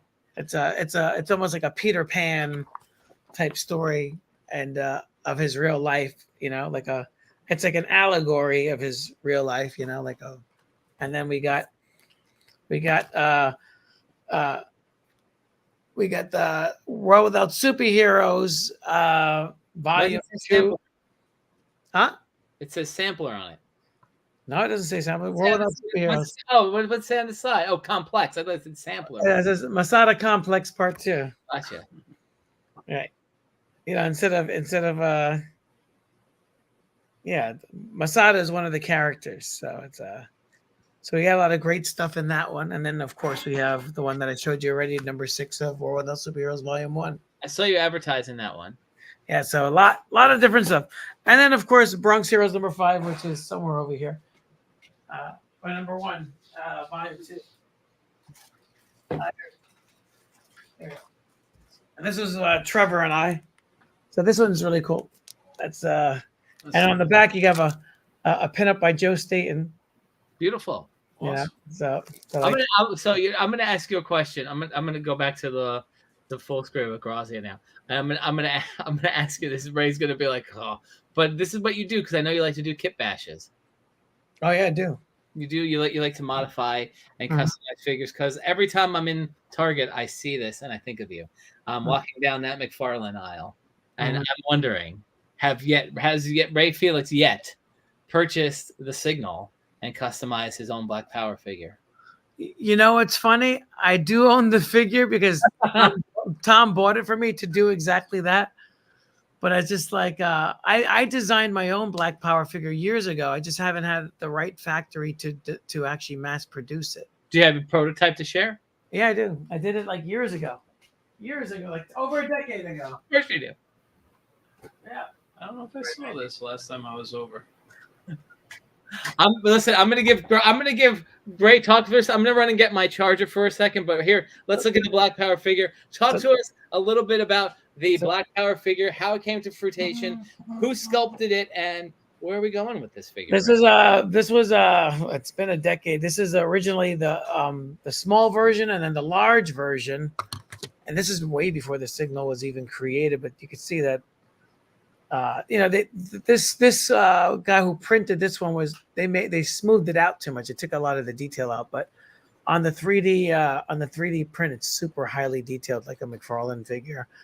But I guess for whatever reason if you look at the little one, he has a little bit more detail, and then they. But yeah, this is by my former student, who is now a professional 3D artist. And his name is Val. He does great sculpts, and he also did a Roach as well. The Roach one came out better. I think I remember you. I think I saw that once. Yeah, the Roaches. I got a small version. Well, hold on, before we put Black Power away, just curious. Do you Oh. for I guess lack of a better term, shits and giggles? Do you have a figure of the Signal nearby to kind of do like a comparison? I have it upstairs, but yeah. That'd be a great comparison, Chuck. This is a cool. I mean, this is a solid. Look at that though. That looks really cool, right? What's that made out of? This is I guess a 3D printer resin or something. I don't know what they make. I don't know what they do it because I didn't do it myself. I outsourced it. So someone else modeled that. Yeah, my student Val modeled it. My former student. After as an adult, he did it. Yeah. I always try to keep. When I worked in New York City, I used to always hire my students and give them like working gigs, like so they can experience freelance artwork if they were worth their salt. Give them an incentive to get them motivated. And then at the same time to hire them to do stuff. I got to say, Ray, one of my and this is going back. I mean, you and I work together in the city, anyways. But I got to tell you, this has nothing to do with the city. This is everything just about the stuff that you have, Ray. One of my favorite parts of the pandemic was ordering a collection because I ordered some books from you. That was one of my favorite parts of the pandemic. And then getting it in the mail. Which books did you order? Like the Well, no, I think I got another one of you. I think I got one of your OD books, right? OD oh, yeah. We won't go into those are classic, we can't show those on air. But then I also got the Trumpland book, which was great too. People always assume that those books were read by mostly men, but it's not true. I did the Zine Fest last summer in August. Yeah. And it reminded me. I actually brought those because it's a zine, right? It's a magazine. How many of those do you have left? It was mostly women that bought that book. I had like a line of ladies waiting to buy that book, and guys were like intimidated. Yeah, I mean that's why I actually went back into magazine format instead of comic book size, because this is like the hot thing right now is magazines. Yeah. And the Zine Fest are more. If you look at this one's a full 8x10 compared to these are a 7x11. So, and I want to even go bigger. I want to go like Black Label size, but it's hard to find a printer. Making Black Label, that was like a big thing for a little bit, and then it kind of. Yeah, they just did a Lex Luthor story, The Last Days of Lex Luthor. They're still doing stuff. They did a Swamp Thing, Okay. I think it's Epic Comics did that, right? I was like, so they're kind of just recycling what they did in the 80s. And Grassia, what size is the Wiz? Can you say what size is it? Did you say? Yeah. The book is comic size. A little smaller, 6x9. Is that a copy? Why don't you flip through the pages? Show us some pages, Grassia. I'm gonna give you while Ray's looking for. So this is the cover right here. Let me see the binding cover. Look at the binding. The what? The binding? Yeah, okay. Right. I have a little. It was too small to write, anything on there. So this is comic size, graphic novel size. 6x9, so it's standard like book size. It's one of the. Your picture in the book? No, I don't have a picture in the book. So this is the intro page that tells you a little bit about the Wiz and shows the 2 strips I did. In 2022 before I brought it back, and then as you can see, it's full color, one strip per page. I'm just gonna get to something that has like 4 panels in there, so you can see the difference in the layout, and then you can go through it, and it just goes throughout the whole thing, and then in the back I have a couple of extra bonus pages.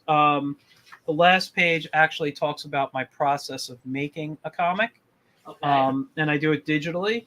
And then there's 2 pages that date back to even some of it dates back to like 2017 when I was first playing around with the strip idea. So there's just some quick sketches from my sketchbook in there. Very nice. But yeah, so I mean, it's just a really.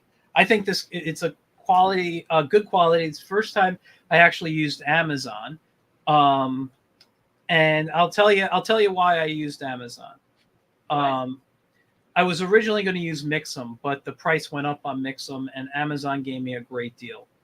Okay. So that's really the reason I chose it. But I think I might go with Amazon again on my next couple of books. The quality is fantastic. So let's see. Then what you call it, the other Kablam or Kaboom, whatever it's called. Well, Kablam was more. So I'll tell you, this book is a 56-page book. It's considered full color with front and back cover, and no interior, cover pages. But if you go no, listen, you don't have that with the options that I chose on Amazon, but you do have it. Like when I first put this together, it was for Mix'em, but one copy of this book was going to cost me over $8. Like the first time I put it together on Mix'em, I'm like, okay, to price it out, it was going to be under $5. It was like maybe $4.70. Right. But that depends on when you want it to be released. You can change those options. No. This was, I called them. I asked them this because they work with multiple printers, and sometimes things go out of stock or a printer can't work, so it's going to be at a different location. Prices fluctuate that way.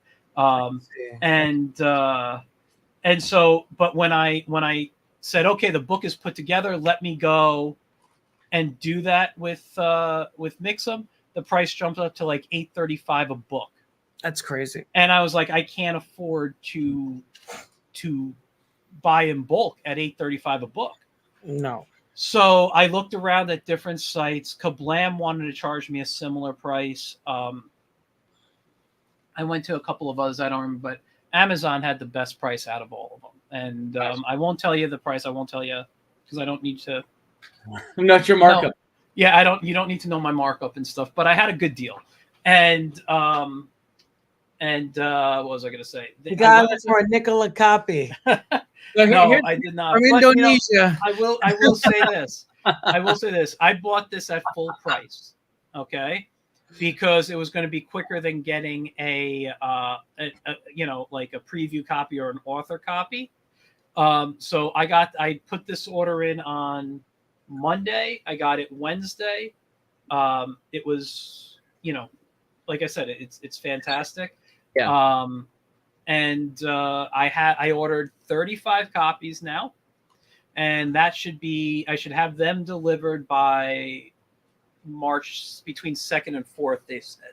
And what I'm gonna just while we were saying this, if you go, I'm just on here now. If you go into Amazon and type in Michael Grassia, $12.99, and $12.99, and it can be yours. Yes. Ooh, yes. $12.99. $12.99. I'm going to type in here too, just because. Why the heck not? Let's type in Ray Felix. But what I'm out of print. Bronx Heroes in Trumpland, out of print. Yeah, I have the remaining copies in my garage. But let me just finish real quick. What I'm going to do is I ordered 35 copies for my first run, and I'm bringing the majority of them to 90s Con, which is happening on St. Patrick's Day weekend. I will be there in the kids section, and the rest are going to be part of a package I'm putting together. You can get this with a print and some original artwork of mine for a certain price, and this will be also autographed. I can personalize it as well, so that'll happen. The world of the Wiz. Yeah. And if you order the next 24 minutes, you can get this beer bottle absolutely free with a copy of the Wiz. So wait. So you have copies now, Grassia? They're on their way. I ordered 35 copies. So if me and Ray want a Wiz, are we buying it from you or from Amazon? If you want it autographed, buy it from me. And they will be on sale at the at 90s Con. How much are you selling for at 90s Con? 90s Con, $10. Oh, see, so it's a better deal. Oh, you're undercutting yourself. It's a better deal. At 90s Con, again, what, Ray? You should have me at a separate table, and then I sell it for $10 and you sell it for full price. After you buy them from me. Like that guy over there is selling them for 12. I got him here for 10. and you know, so I went while we were talking comics and you guys were talking about this. I did grab I grabbed one of the other books I got from you during the pandemic, Ray. And I'll ask you this question, but I mean, this that's not one of the books. This one is and I didn't realize the World Without Superheroes was a controversial hit series. But you know, book I'm holding in my hand now from the pages of the controversial hit series. Is that Punchline? We got Punchline right here. Yeah, Punchline. Yeah. Hey, there's a third one coming out. I actually did 3 during the lockdown. I just Lockdown. I wasn't crazy about the ending of the third one, so I actually held back on releasing it. Oh, I can't show that on here.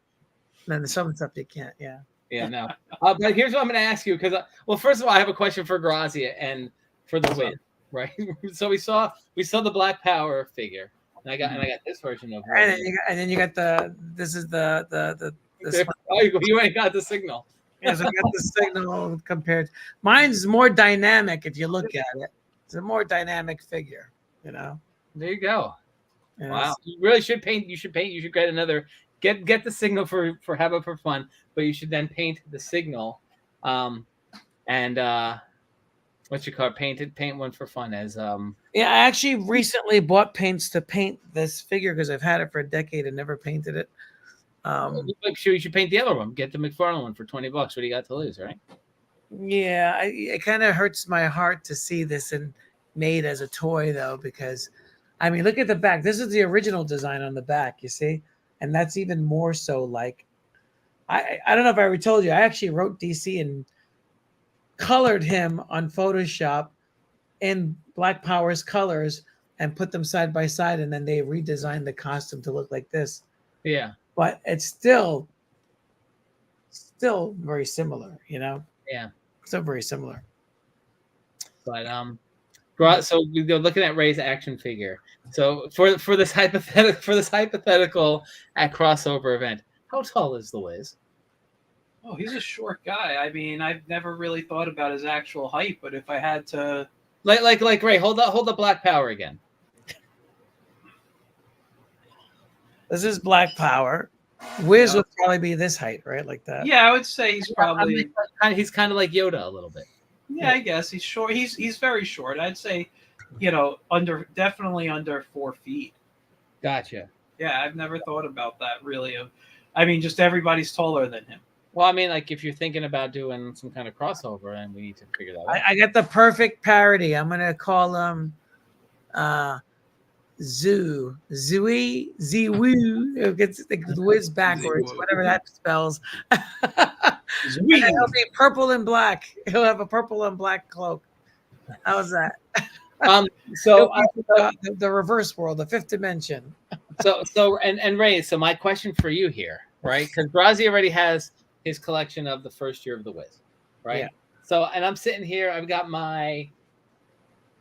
think you told me this was like such a rare book. This version. That's out of print. That one. Out of print, and I don't even. I guess so. You got this, the World Without Superheroes. The printer actually went out of business that printed that.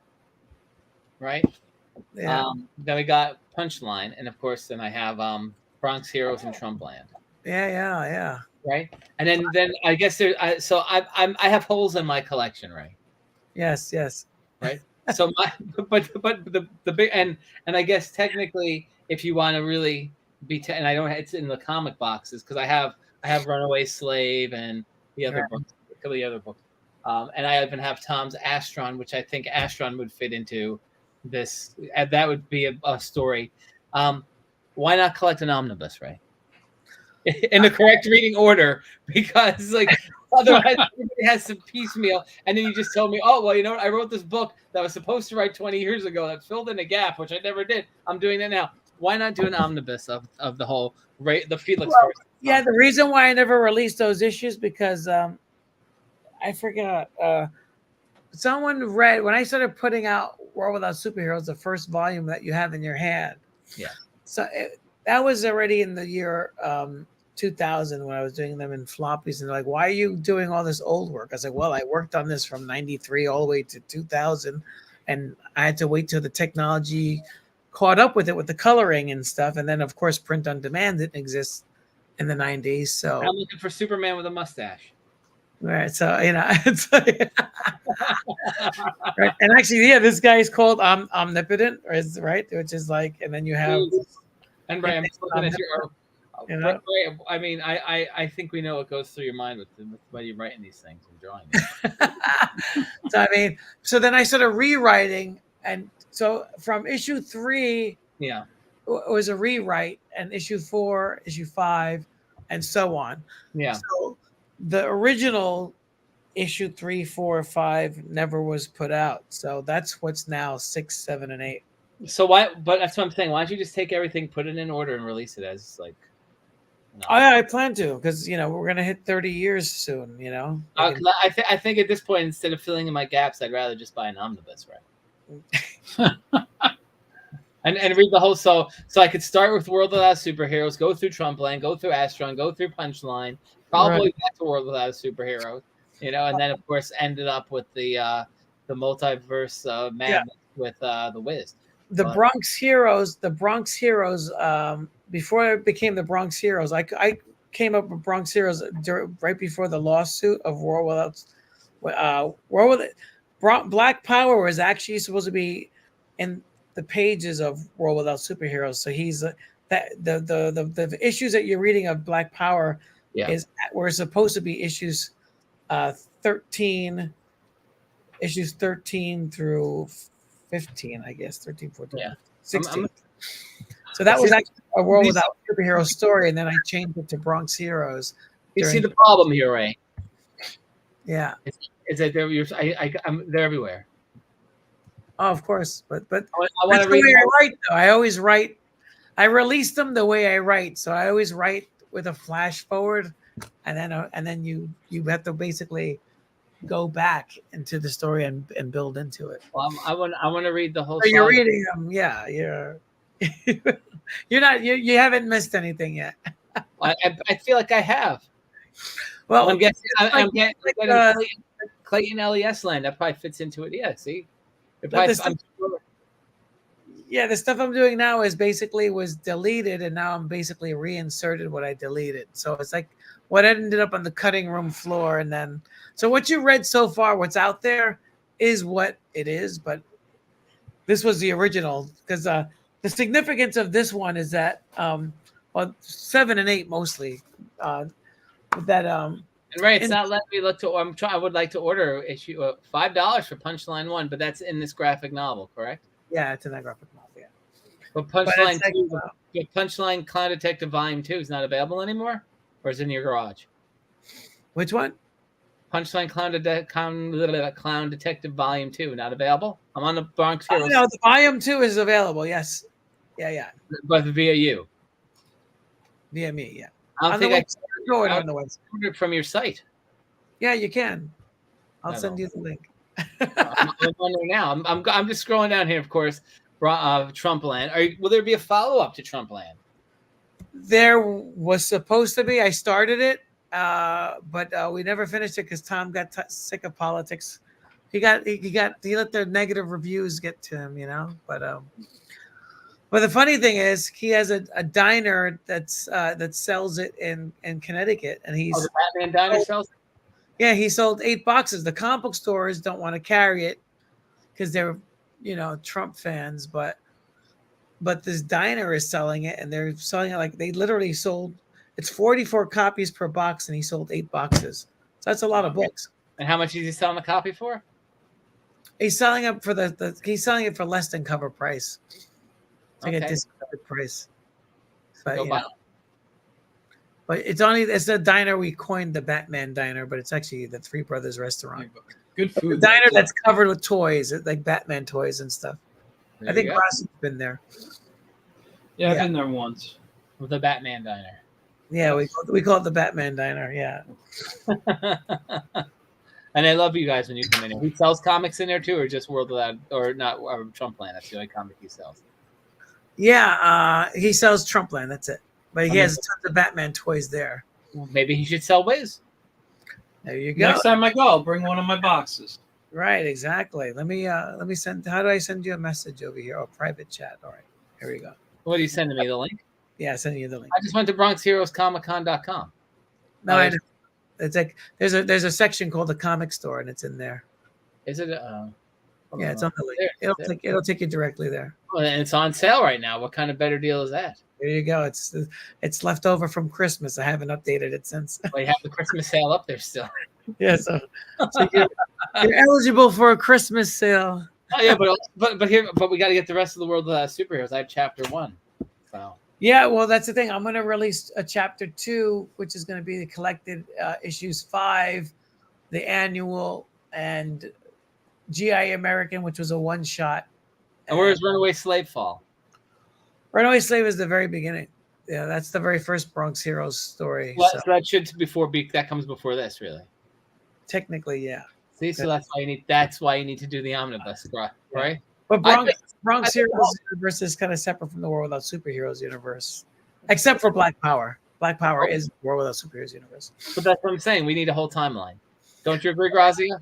Yeah, I was getting confused listening to everything. I know. I could. and Not all my books are connected, but I've been working on trying to connect them. You know what I mean? and does OD fit into any of these? No, but Miss American Pie does, which you've seen in the first volume of. There you go, see? Yeah, You need it all. You need to get the he's entire. mentioned but not shown. You know. You need to get the entire. Grassia, you haven't seen those books, have you? I have seen, yes. Ray, I think I might have one. I think you gave me one the last time I was over your house. I may have. You're like, here, I think this is my last copy. Enjoy. Yeah, I actually found a box in the closet, and I found more. So I was like, "Oh wow, I thought these were like all done." Oh my god! But that they're hot. People love them. You know. Maybe you need to bring that back. I thought about it because you want to know something. I have 3 issues that I never published. Why the hell not? One is a Fumetti. So do it. Yeah, with the problem was with the OD books, it was hard to find a printer that was willing to do it and not try to charge me extra Because of the content. because of the content. Yeah, it's funny that and they're the hypocrites printers, because the printer that printed that told me that we're a Christian organization. We publish only Christian books, so we'll have to charge you double. So I paid the double price, and then one of their workers said they lied to you because we print VHS. The paper that put the VHS covers, for adult films, so they lied to me. Because I gotta say, World Without Superheroes does, and I can't speak to it because I haven't watched it or read it, but I get a very Watchmen feel from when I look at this. Yeah, it's funny. What's funny is that when I wrote that, I never even read the Watchmen, even though I worked in a comic book store during that time. Yeah. I didn't like Dave Gibbons' artwork, so I never read it when I was younger, when I was a teenager. And when I was in college, people kept saying it, like Infantino and What's going on over there, Ray? and Howard. That was my son. And Howard Post. Where's Lila? Yeah. Yeah. So it's like so they were constantly comparing it to the Watchmen, and I was like, I haven't read it. I didn't read the Watchmen until way later. Like I think like after maybe early 2000 or something like that. Well, I mean, and Grassia, you don't get political in the Wiz. I don't get political in any of my work. You just draw cartoons. That's it. I just want to make people laugh. If I draw superheroes, have a good time and enjoy the adventure and story. I don't need to bring politics into the comics, in my opinion, for them to be entertaining. World Without Superheroes is all politics because you have Nixon and Black Power, and World Without Superheroes Volume 2 you have Ronald Reagan, and then in the GI Americans you have Obama. But I guess that's where, because with the World Without Superheroes, you can pretty much. And this goes for, I think, a lot of comic books like Watchmen and stuff, X-Men even, right? Yeah. You can get political in these books. Yeah. Right? But in comic strips, you can't really get political in, can you? Well, I mean, Doonesbury. Doonesbury is a popular one. Fair enough. I mean, there's quite a few out there that do it, but I just... Are they really around anymore? Like...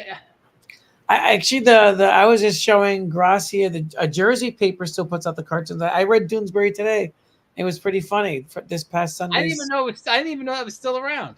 Oh yeah, the it's still newspaper. around. There's a lot of newspapers. Talk about Doonesbury. Oh, Yeah. Doonesbury. I mean, Yeah, it's still around. It was a gag about teachers. The What about Bloom? teachers. What about Bloom Country? That Bloom one. County. Bloom County. Bloom County's still around. Yes. Opus, because that's political, right? That was Yeah. political. Shoe had some politics in it. Yeah. Shoe, you're right. You're right. I remember Shoe. Shoe's still around. Shoe no good. Shoe is still around. Yes. Really? A lot of the classics are still around. The thing is, there's always right now, usually more of Boondocks. Which one? Boondocks. I don't know if that's around anymore. Yeah, that just blew up into a mega star cartoon. So I don't think they continued the strip. Yeah, I think that they stopped. He ran with money. I was like, I mean, listen, I think that show. I think that the show Boondocks was much better than the strip Boondocks, in my opinion. But Yeah.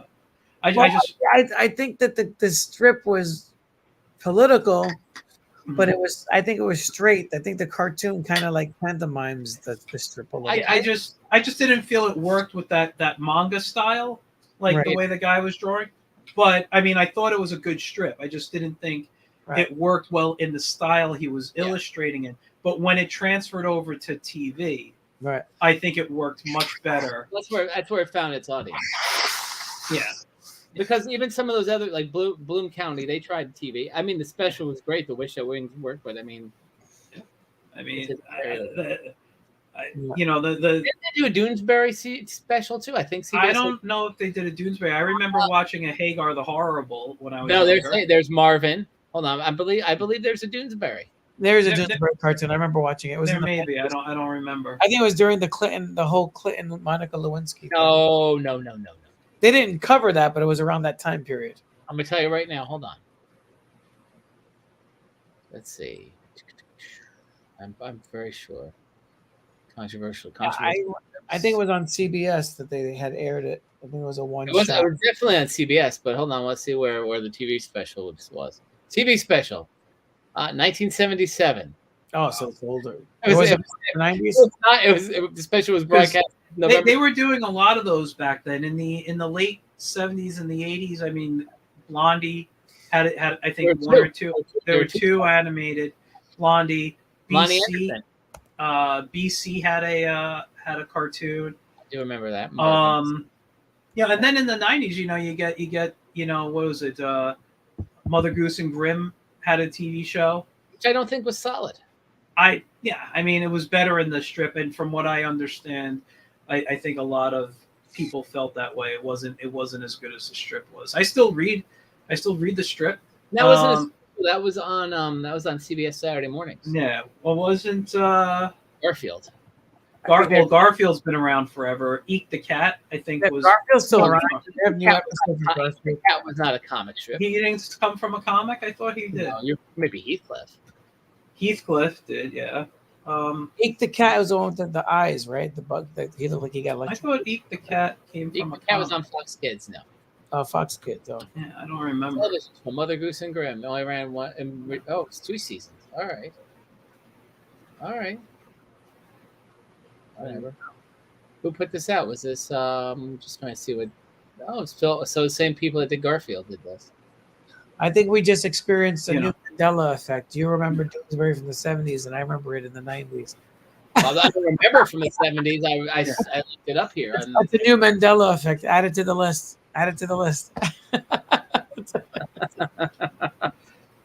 Which I would actually, just speaking of cartoons that were based on comics, in the Garfield and Friends cartoon, they also had U.S. Acres. The U.S. Acres, which I actually preferred as a strip over Garfield when I was younger. And I am hoping to this day that Jim Davis's company puts out a collection of U.S. Acres. I'm sure there's old collections you can probably They're get. very hard to find. Like right now, the book I'm really looking for, it's not a U.S. Acres. It's called Zeus. If you look up an artist named Corky Trinidad, it ran for like a year, maybe 2 years at the most in the 70s. Okay. And it had a very, I don't want to use the like Jay Ward style, but it was Book of Zeus by Corky Trinidad. yeah. They're very expensive right now. $56.75. That's on eBay. There's one you can get on Amazon. It's like $30 or something, but it's probably from one of those sellers. Yeah, I was telling Grassia that Prince Valiant from 1924 is actually being reprinted in the Jersey. Those the are fantastic. Star Ledger or something like that. Yeah, the Star Ledger is printing those on their Sunday comics. I read it again. They started from the beginning. It's really good. I was looking. I have a few of those in my Amazon wish list. Yeah. Prince Valiant. The books are like, I think, $75. They're like tall. Like, wow, I used to have them. Wow. I love Prince Valiant. I mean, I love anything that was basically in strip form. Those are where I got my love of comics and cartooning from. I was just looking on my comic shop, and no Book of Zeus books there. So. Yeah, it's looked. They're hard to find, but the strips are hysterical. They look like they're is it a little adult? A bit, yeah. They have a little more edge for them at the time, but yeah, it's it's a fan. I know adult's not really your style. No, I don't draw that stuff, but I'm open to reading anything. If there's a good, like I said, if it's a good humor, good story, I'm going to read it. I don't care. Like it's Why Ray's laughing? I don't get like bothered by really much. Very few things. There's your crossover where Ajax gets stuck into OD's world. There you go. That'll never happen. But I didn't put the Wiz. I put Ajax in there. It doesn't matter. That'll never happen. No, Ajax the Raven. Because you got he's a raven, and about a bird in the hand in those stories, right? Maybe he can come to the post strip, right? The post strip. Grassia's like, no, we're not doing that. Yeah. Stop, cut. My stuff isn't about adult. Oh, come on, Grassia. Take a walk on the wild side. Listen, I have stuff I've created that would fall into those categories. It's just not the type of work I enjoy drawing. Not Plunger Pup or the Wiz. Plunger Pup is not into the adult stuff either, but that is something I am working on bringing back. Hopefully in 2025 we'll see a Plunger Pup book. Yeah. I don't know if it'll be beginning, but probably closer to the end of 2025. Is it going to be redesigned or? I have been doing redesigns on the character. There's a couple I've done where he's kind of a little more like anime looking in design. Like Chibi? No, not Chibi, but just the way I did the eyes. I give him a little more shine, a little. I have some of the costumes that seem inspired by manga and anime. I've done some really nice. Plunger Pup's the one design where I'm not certain on. Everybody else that I've redesigned, I'm like, this is it. This is them. Here, thinking about like Plunger Pup because it reminds me a lot of another character. McFarlane Toys they just put out a Captain Carrot as a figure. That'd be cool. I gotta see that in the store. It's not the Scott Shaw. It's more like the gritty DC thing. But I like the Scotch. I have the DC showcase. Yeah, not the DC showcase. Well, it's like an omnibus essentially. Yeah, basically it's all black and white. I'd love to see a good color copy of it. Yeah, I agree. But no, I love that. I love that one there. Could one decide like, you know what? I want to go in and I want to color in one of those DC showcase books for fun. I mean, you could scan an image in and color it in, but you can't publish it. No, I know, but for fun. Wait a few more years. You could do it. Batman. You could do the Golden Age Batman, yeah. Or Superman. They're gonna become public domain pretty soon. Yeah. Well, so thinking good. I'm glad you went there, Ray, because I think there's like, and Grassia and I have had this conversation. I think the public domain does open up some ideas. It does, for sure. I'm a big supporter of public domain. I just don't care about public domain characters like Superman, Batman, Mickey Mouse. I don't think you need to mess with those characters. They're doing a horror movie for Mickey Mouse now. Yeah, I know. It's dumb, all right. It's dumb. It's just people think they can do stuff. It's we finally got our hands on something. Let's kind of give an FU to Disney. it's going to be a dumb thing. They did it with Winnie the Pooh. Winnie the Pooh, That movie made a lot of money though. but but it doesn't matter. It's just, there are so many other great characters. I just, I took February off of doing podcasts, doing my show, because I had just other things to do. One of them was putting the book together, and I did do one special one a couple of weeks ago, actually on Valentine's Day. So what was that, last week? I did one with Kevin Garcia, who has written for like Marvel. I think it was the handbook of like Marvel Comics of the characters and stuff. But he's writing one and publishing one. It's called Worlds with an S, Worlds War comic, and it's a multiverse story featuring public domain characters. And I think what he's doing is fantastic. I'll be doing tomorrow, actually, if you follow me on Instagram, I'm going to be doing some Kickstarter posts, the ones that I've been following and watching and backing and stuff, and so you'll be able to see. They'll be in my stories. You'll check out tomorrow, and you'll see some of the stuff. Kevin's will be one of them, but it's a really good piece. I'm going online right now, just for fun, right?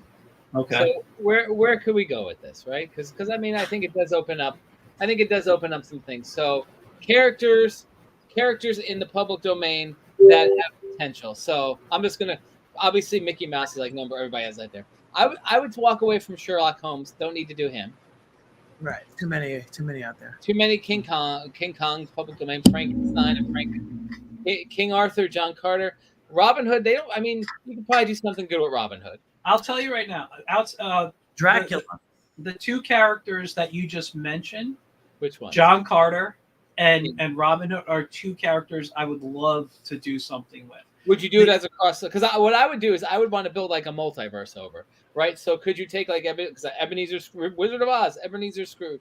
I'm just scrolling down here. Yeah, but Captain I mean, listen, crossing them over, putting them in similar worlds, absolutely, that is fine. I wouldn't do that with John Carter. John Carter, I just so people who don't know, he started off as a pulp book, all right?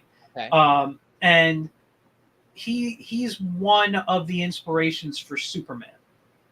All right. And if you look at him, his story is reverse of Superman. So instead of being sent from a dying planet to Earth, what was he? He was sent from Earth to Mars. And when he got to Mars, he got these great powers. Right. Mm-hmm. It's just the reverse story, but in a fantasy world. And then the other one, Doc Savage, is also an inspiration. I mean, his first name is Clark. He's the Man of Bronze instead of the Man of Steel. You put John Carter and Doc Savage together, and you got Superman. And I would love, because of that, and because of my love for Superman, I think I could have a lot of fun with John Carter. But I'm even like looking at here. We're talking about Mickey Mouse, right? Uh-huh. You know what? Screw Mickey. Like, why not mess around with Oswald? Exactly. Oswald's in public domain too, yeah. But I'm saying, like, you could just do your own. You could do, first. Or you could just make your own characters. Disney, has they don't own the rights to the old cartoons anymore. But anything new, ever since what was that Mickey Mouse video game with the paintbrush there. Epic Mickey. Yeah, Epic Mickey. That brought Oswald back for the first time. So ever since then, anything with Oswald, Disney owns anything there from there. I'm going through like obviously Santa Claus. I would like to do some of the Robin Hood. That would be fun. I mean, Satan is Jesus is in the public domain. But, anything in mythology is in the public domain. Yeah, I'm just scrolling down here. I mean, I guess like it does open.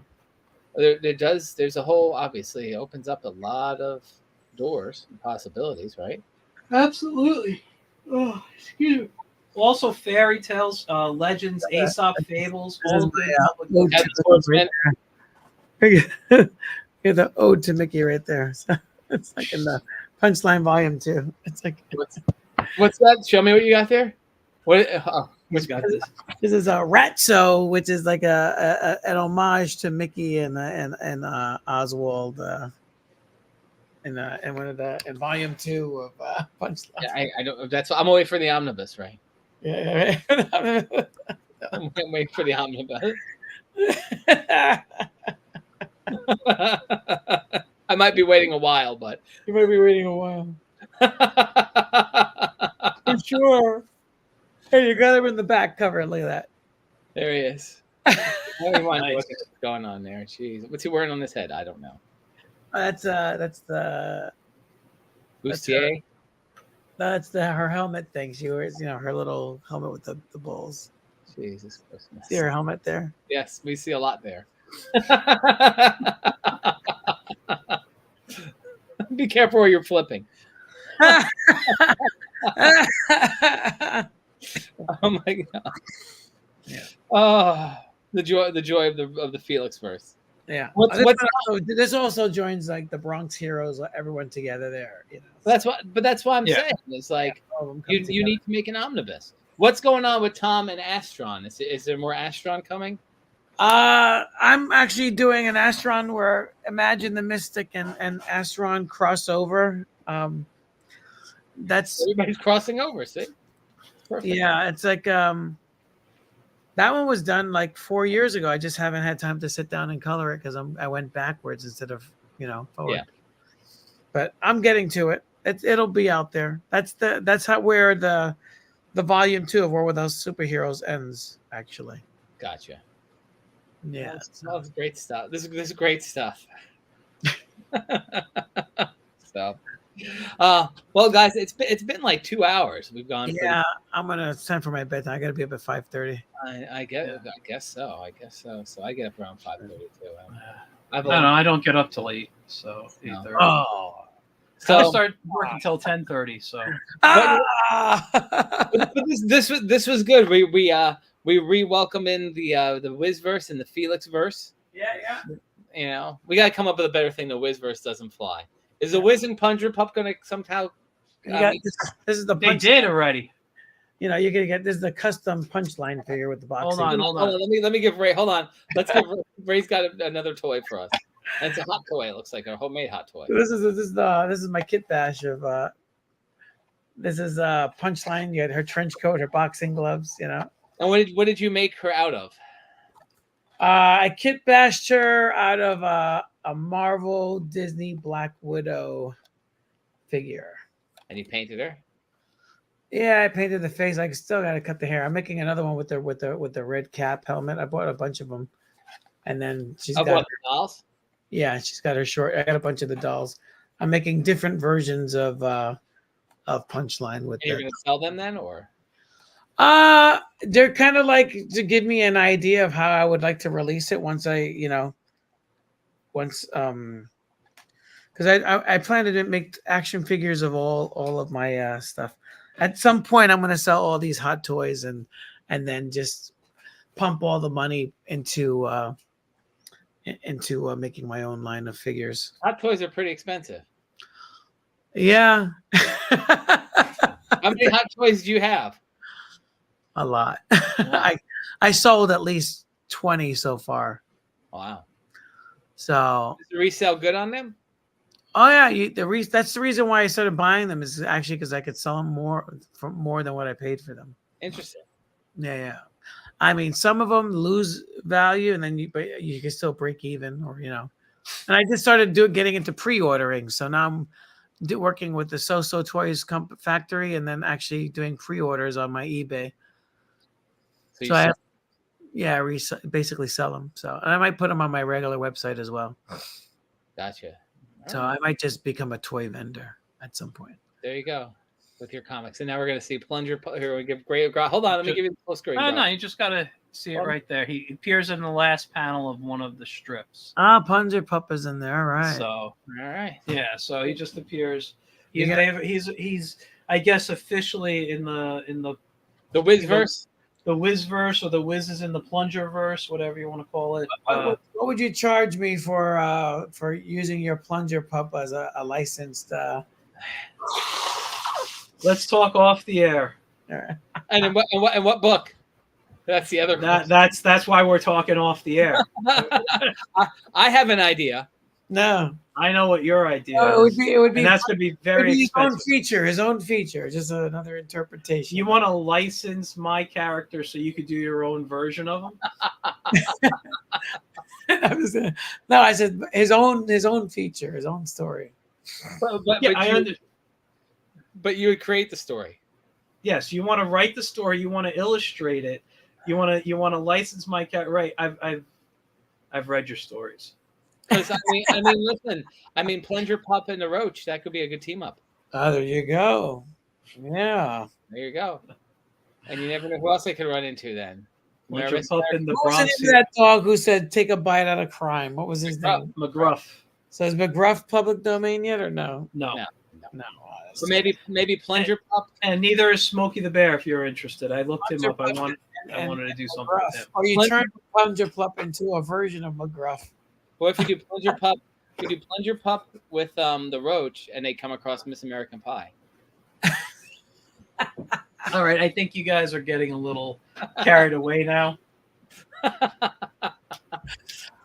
They'll call it Dog Eat Dog.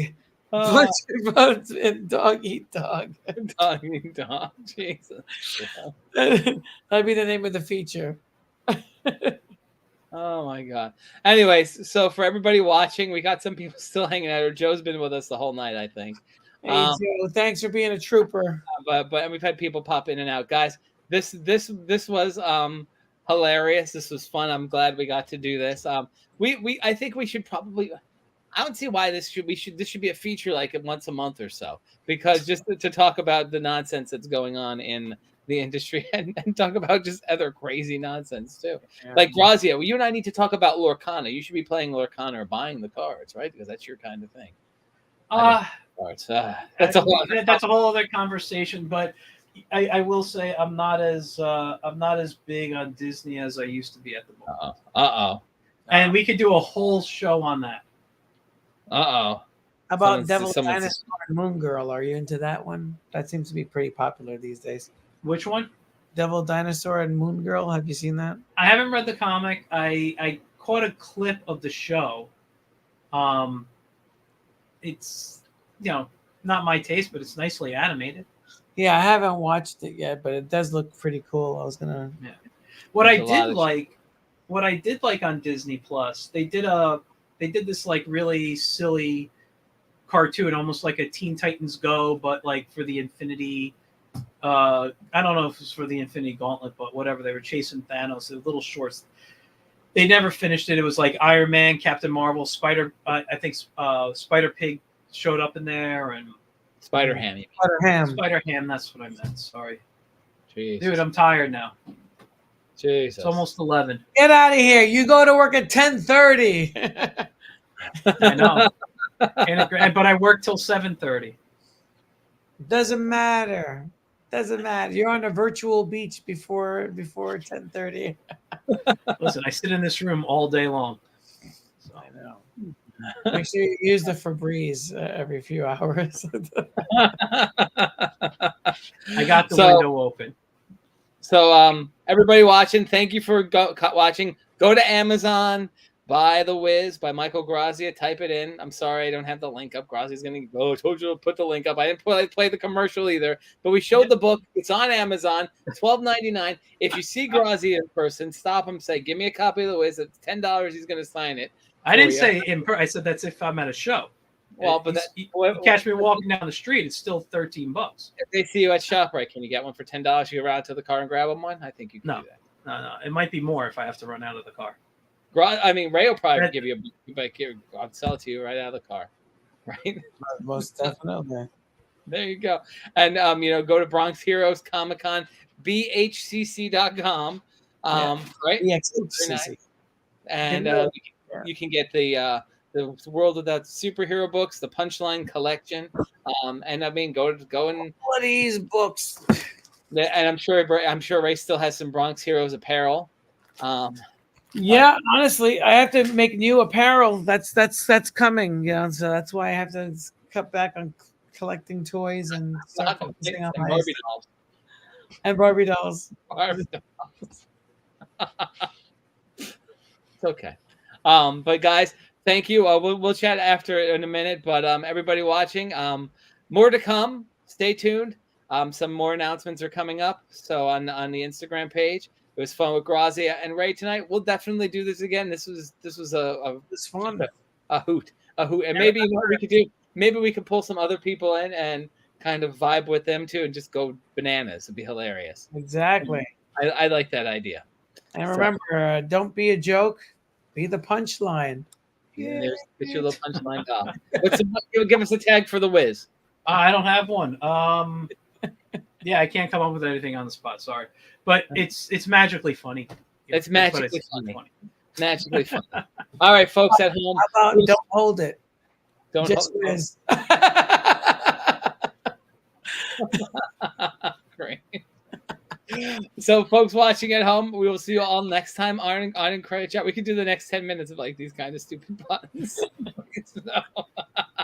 We will see you all next time on IncrediChat. Grassia and Ray, fun as always. Go to the Batman Diner, buy your Trumpland books, and see Grassia at 90s Con, and party on, guys. Have a good night, everybody.